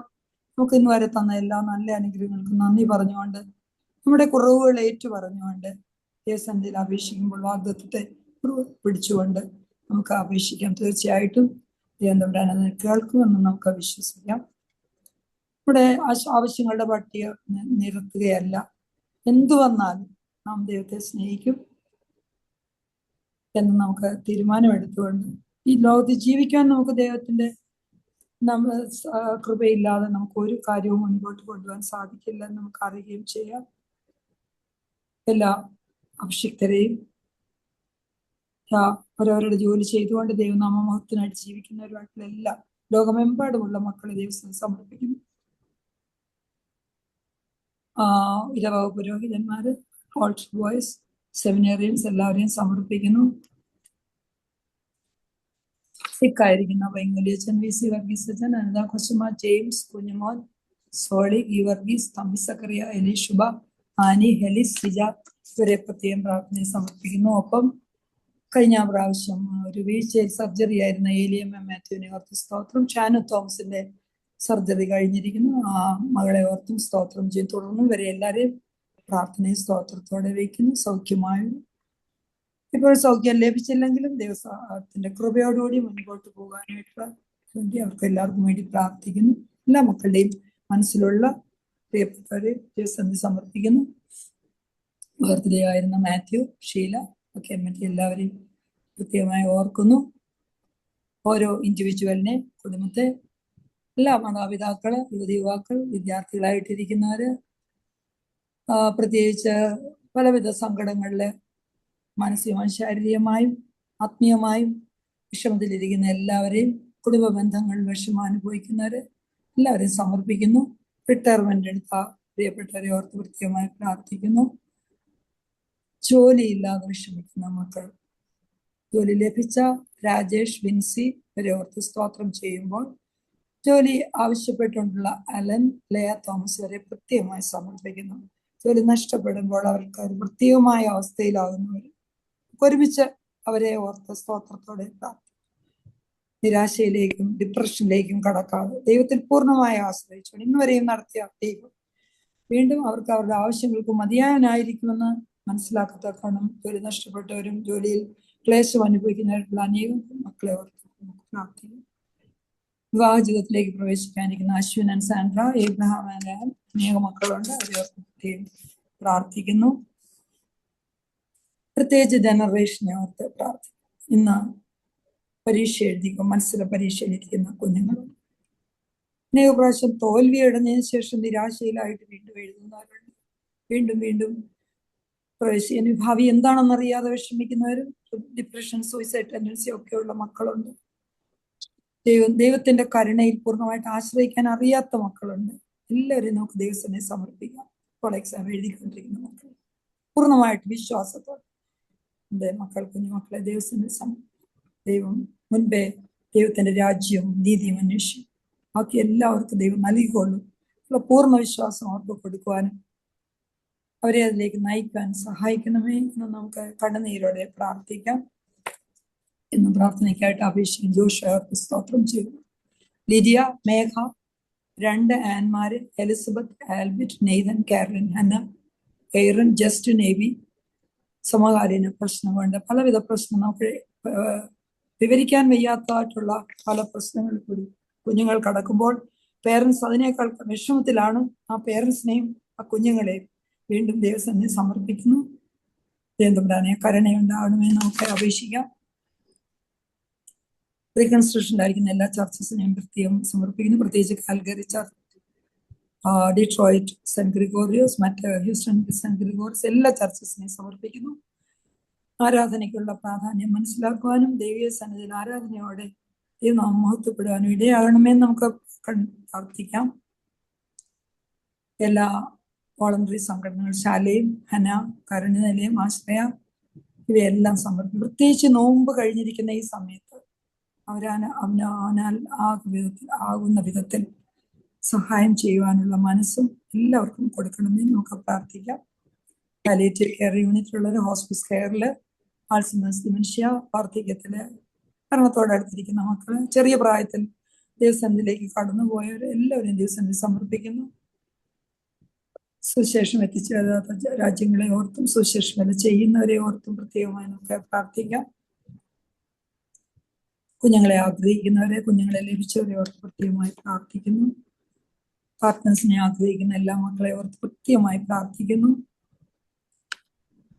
ദൈവസന്നിധിയിലേക്ക് കടന്നുപോയ എല്ലാ മക്കളെയും വേണ്ടി ദൈവസന്നിധിയിൽ അവരുടെ മക്കളെ കൈക്കൊള്ളണമേ. അവരെ ഓർത്ത് ദുഃഖിക്കുന്നവരെ ഓർത്ത് പ്രത്യേകമായി പ്രാർത്ഥിക്കുന്നു. ഈ സമയത്ത് മൗദ്യാനന്മാർ, പമ്പാടി തിരുമേനി, ഇവാനിയോസ് തിരുമേനി, ആത്മാക്കളെയും അവരുടെ മധ്യസ്ഥതയ്ക്ക് വേണ്ടി യാചിക്കുന്നു. ഏലിയാമ്മ എബ്രഹാം, ഏലിയാമ്മ ജോഷ, ഏലിയാമ്മ ഐസക്, ഏലിയാമ്മ ജോസ്, സ്റ്റീവൻസൺ, 46 വയസ്സുള്ള ഒരു മകനാണ്. കൊച്ചു കുഞ്ഞുങ്ങളുള്ള ഒരു മകനാണ്. സിനി ശാമുവേൽ പ്രത്യേകം പ്രാർത്ഥിക്കുന്നു. ബേബിക്കുട്ടി ഐസക്, TJ ജോൺസൺ അച്ഛൻ, ഒരു ചെറിയ പ്രായത്തിലുള്ള വേറെ ഷൈനിയുടെ മകൻ, എല്ലാവരെയും ദിവസം സമർപ്പിക്കുന്നു. വിട്ടുപോയ കാര്യങ്ങളും ദിവസം ഒന്നുകൂടി വയ്ക്കുന്നു. പ്രിയപ്പെട്ട ജോളി ജോസ് ആണ് പ്രാർത്ഥിക്കുന്നത്. ജോളി ജോസിനെയും കുടുംബത്തെയും ദിവസം സമർപ്പിക്കുന്നു. ജോളി പ്രാർത്ഥിക്കണമെന്ന് അപേക്ഷിക്കുന്നു. മഹാകാരുണ്യവാനും ഞങ്ങളെ അളവുകൂടാ സ്നേഹിക്കുന്നവനുമായ സ്വർഗ്ഗസ്ഥ പിതാവേ, ഈ മധ്യാഹ്നത്തോടടുക്കുന്ന ഈ സമയത്ത് അങ്ങയുടെ തൃപ്പാദത്തിൽ ഈ സൂം ലൈനിൽ കടന്നു വന്നിരിക്കുന്ന എല്ലാവരെയും തിരുമുമ്പാകെ സമർപ്പിക്കുന്ന കർത്താവേ, ഈ സഭയെ അനുഗ്രഹിക്കണമേ. സഭയെ നയിക്കുന്ന ബാവാ തിരുമേനിയെയും പ്രത്യേകിച്ച് സൗത്ത് വെസ്റ്റ് ഭദ്രാസനാധിപനായിരിക്കുന്ന ഇവാനിയോസ് തിരുമേനിയൊക്കെയും തിരുമുമ്പാകെ സമർപ്പിക്കുന്നു. എല്ലാ മേൽപ്പട്ടക്കാരെയും പട്ടക്കാരെയും ചെമ്മാശന്മാരെയും വൈദിക വിദ്യാർത്ഥികളെയും ഓൾട്ടർ ബോയ്സിനെയൊക്കെയും തിരുമുമ്പാകെ സമർപ്പിച്ച് പ്രാർത്ഥിക്കുന്ന കർത്താവേ, ദൈവമേ, ലോക സമാധാനത്തിനായിട്ട് ഞങ്ങൾ ആദ്യമേ തന്നെ തിരുമുമ്പാകെ സമർപ്പിക്കുന്നു. ദൈവമേ, ഉത്ഥിതനായ അങ്ങയുടെ ആ സമാധാനം ഈ ലോകത്തെ വ്യാപകമായി തീരണമേ കർത്താവേ. ആഗോള യുദ്ധത്തെ ഒഴിവാക്കണമേ. പരിശുദ്ധമേ, ഞങ്ങൾ ഒരുമിച്ച് അവിടുത്തെ തിരുസന്നിധിയിലേക്ക് ഞങ്ങൾ സമർപ്പിക്കുന്ന ഈ യാചന കേൾക്കണമേ. യുദ്ധങ്ങളും കലഹങ്ങളും ഇല്ലാതാകത്തക്കവണ്ണം ഭരണാധികാരികളോട് അവിടെ ഇടപെടണമേ കർത്താവേ. സമാധാനപ്രിയരും വിനയസമ്പന്നരുമായ ഭരണകർത്താക്കളെ ഈ ലോകത്തിൽ എഴുന്നേൽപ്പിക്കണമേ. ലോകത്തിന് സമാധാനത്തിന്റെ അന്തരീക്ഷം. ദൈവമേ, അവിടുത്തെ സമാധാനമല്ല ഞങ്ങൾക്ക് വേറൊരു സമാധാനമില്ലല്ലോ, ഞങ്ങൾ ഏൽപ്പിച്ചു തരുന്നു. കുടുംബ സമാധാനത്തിനായിട്ട് ഞങ്ങൾ സമർപ്പിച്ച് പ്രാർത്ഥിക്കുന്ന കർത്താവേ, കുടുംബങ്ങളില് വൈഷമ്യങ്ങളിലൂടെ കടന്നു പോകുന്നവര്, മാനസികമായും ശാരീരികമായും പ്രയാസങ്ങളിലൂടെ കടന്നു പോകുന്നവര്, ദൈവമേ കരുണയായിരിക്കണമേ. ഞങ്ങളുടെ തലമുറകളെ തിരുമുമ്പാകെ സമർപ്പിക്കുകയാണ്. ജന്മദിനം ആഘോഷിക്കുന്ന മക്കള്, വിവാഹ വാർഷികം ആഘോഷിക്കുന്ന മക്കള്, ഇവരെയൊക്കെയും തിരുമുമ്പാകെ സമർപ്പിക്കുന്നു. അവിടുത്തെ അനുഗ്രഹിക്കുന്ന തിരുക്കരം വെച്ചവരെയൊക്കെയും ഈ മക്കളെയൊക്കെയും അനുഗ്രഹിക്കണമേ. ദൈവമേ, ലഹരി മരുന്നിനും മദ്യപാനത്തിനും പലതരമായ പാപത്തിലൊക്കെയും ആണ്ടുപോയിരിക്കുന്ന മക്കളെ തിരുമുമ്പാകെ സമർപ്പിക്കുന്നു. ലോക ഇമ്പങ്ങളിൽ വ്യാമോഹിതരാകാതെ, ലോകത്തിനും പിശാചിനും വേണ്ടി ജീവിക്കാതെ, പാപങ്ങളെ ഉപേക്ഷിച്ച് യേശുക്രിസ്തുവിൽ കർത്താവെ അവിടുത്തെ സ്നേഹത്തിൽ അവരുടെ ജീവിതം നയിക്കുന്നതിന് ഇടയാക്കണമേ. ദൈവമേ, ഞങ്ങളോട് വചനം പറഞ്ഞു തന്ന രാജേഷ് അച്ഛനെ പ്രത്യേകമായിട്ട് സമർപ്പിച്ച് പ്രാർത്ഥിക്കുന്നു. സ്നേഹം ഭയമറിയുന്നില്ല എന്നതിൻ്റെ ഉദാഹരണമായ ആ മഗ്ദലന മറിയത്തിൻ്റെ ജീവിതം, അല്ലെന്നുണ്ടെങ്കിൽ രൂപാന്തരപ്പെടൽ, ഗുരുവിനോടുള്ള സ്നേഹം, ഭയമറിയാത്തതായ ആ വലിയ സ്നേഹത്തെ ഞങ്ങളുടെ മുമ്പിൽ ഒന്നുകൂടി ഞങ്ങളെ മനസ്സിലാക്കി തന്നതിനായിട്ട് സ്തോത്രം. അച്ഛനെയും കുടുംബത്തെയും ഒക്കെയും ഇടവകയെയും ഒക്കെ സമർപ്പിച്ച് പ്രാർത്ഥിക്കുന്നു.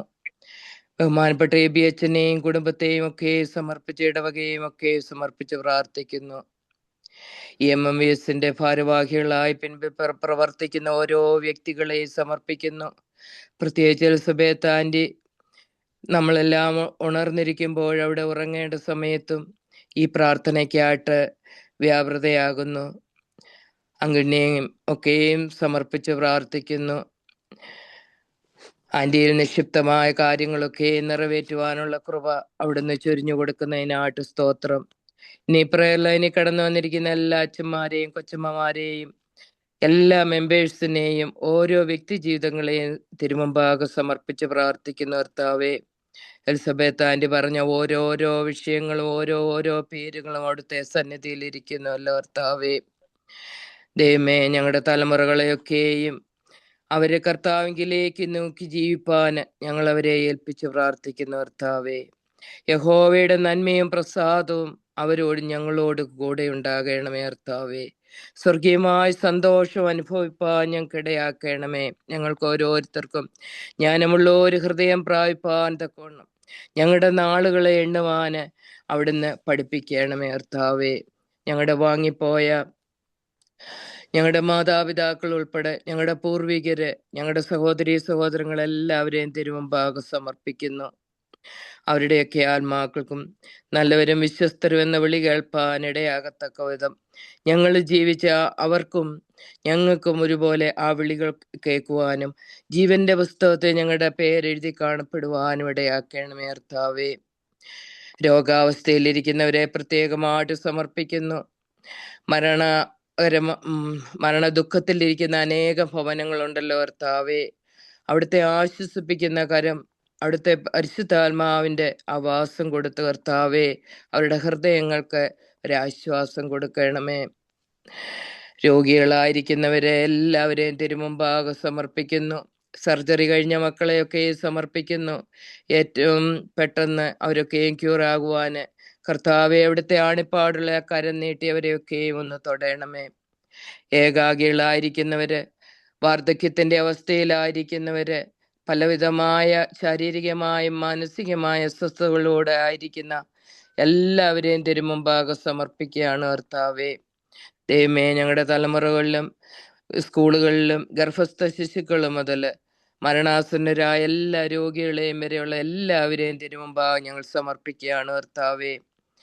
അവരിലും ദൈവമേ ഈ രോഗികളെ ശുശ്രൂഷിക്കുന്ന ഡോക്ടേഴ്സ്, മെഡിക്കൽ ടീം അംഗങ്ങൾ, ഇവരെയെല്ലാം തിരുമുമ്പാകെ സമർപ്പിക്കുന്നു. ഓരോ ഡോക്ടേഴ്സും കർത്താവെ അവരുടെ മുമ്പിൽ വരുന്ന പേഷ്യൻസ്, അവരിൽ അങ്ങയുടെ മുഖം ദർശിക്കുവാൻ അവർക്ക് ഇടയാവുകയും വിനയവും താഴ്മയുള്ളവരായിട്ട് അവർ ആ പേഷ്യൻസിനെ ശുശ്രൂഷിക്കുവാനുള്ള കൃപയും കൊടുക്കണമേ കർത്താവേ. ഞങ്ങൾ ഓരോരുത്തരും ഞങ്ങളെ തന്നെ താഴ്ത്തി വീണ്ടും സമർപ്പിക്കുന്ന കർത്താവേ. ദൈവമേ, ഞങ്ങളെ ശോധന ചെയ്ത് ഞങ്ങളുടെ ഹൃദയങ്ങളെ അറിയണമേ കർത്താവേ. ഞങ്ങളെ പരീക്ഷിച്ച് ഞങ്ങളുടെ നിലവുകളെ അറിയണമേ നാഥ. വ്യസനത്തിനുള്ള മാർഗം ഞങ്ങളിലുണ്ടോ എന്ന് നോക്കി ശാശ്വത മാർഗത്തിൽ ഞങ്ങളെ നടത്തണമേ. പരിശുദ്ധ ദൈവമാതാവേ, സകല വിശുദ്ധരുമേ ഞങ്ങൾക്ക് വേണ്ടി അപേക്ഷിക്കണമേ. സകലവും പിതാവിന്റെയും പുത്രന്റെയും പരിശുദ്ധാത്മാവിന്റെയും നാമത്തിൽ തന്നെ ആമീൻ. പിതാവാം ദൈവത്തിന്റെ സ്നേഹവും ഏകജാതനായ പുത്രന്റെ കൃപയും പരിശുദ്ധാത്മാവിന്റെ സംബന്ധ ആവാസവും നാം എല്ലാവരുടെ മേലും നമ്മുടെ എല്ലാ ഭവനങ്ങളുടെ മേലും ദൂരെയും ചാരയുമായിരിക്കുന്നവരുടെ മേലും വാങ്ങിപ്പോരുടെ ആത്മാക്കളുടെ മേലും സഭയിന്മേലും നാടിന്മേലും ഇടവകയും ഇപ്പോഴും എന്നേക്കും ഉണ്ടായിരിക്കുമാറാകട്ടെ. ആമേൻ. ഇന്ന് ആദ്യോടന്തം നമ്മുടെ കൂടെ ഇരുന്ന് ഈ പ്രാർത്ഥന അനുഗ്രഹമാക്കി സർവശക്തൻ നാം നന്ദിനെ കരയേറ്റുന്നു. നമ്മള് മെസ്സേജ് തന്ന് ഇത് അനുഗ്രഹമാക്കിയ ബഹുമാനപ്പെട്ട രാജേഷ് അച്ഛന് പ്രത്യേകം നന്ദി അർപ്പിക്കുന്നു. ബഹുമാനപ്പെട്ട ബി എബ്രഹാം അച്ഛൻ, ഷീന ആ ടീമിന്റെ മൊത്തം അംഗങ്ങൾക്കും പ്രത്യേകമായി നന്ദി അർപ്പിക്കുന്നു. റാഹേലൊട്ടി മാമ, മേരി കുര്യൻ മാമ, സറാം ജോർജ്, ആ ടീം ബൈബിൾ വായിച്ച് അനുഗ്രഹപ്രദമാക്കി. And Mathew, Susan Makkuriakose, Susan Oommen പാട്ടുപാടിയും വേദോത്സവം വായിച്ചു. അതുപോലെ ഇവിടെ ജോളി മധ്യസ്ഥ പ്രാർത്ഥന നടത്തി. ഈ പ്രാർത്ഥന പ്രാർത്ഥനയിൽ ആദ്യോടന്തം പങ്കുകൊണ്ടു അംഗങ്ങളും 2009 മുതല് ഭാരവാഹികളും ഈ പ്രാർത്ഥനയെ അനുഗ്രഹമാക്കിയ ഓരോ വ്യക്തിയും അനുഗ്രഹിക്കണമെന്ന് പ്രാർത്ഥിച്ചുകൊണ്ട് നന്ദി അർപ്പിച്ചുകൊണ്ട് ഞാൻ എൻ്റെ കർത്തവ്യത്തിൽ വിരമിക്കുകയാണ്. അടുത്ത ആഴ്ച നാം പ്രാർത്ഥനയിൽ പങ്കുകൊള്ളുവോളം എല്ലാവരെയും അനുഗ്രഹിക്കണമെന്ന് പ്രാർത്ഥിക്കുന്നു. Thank you.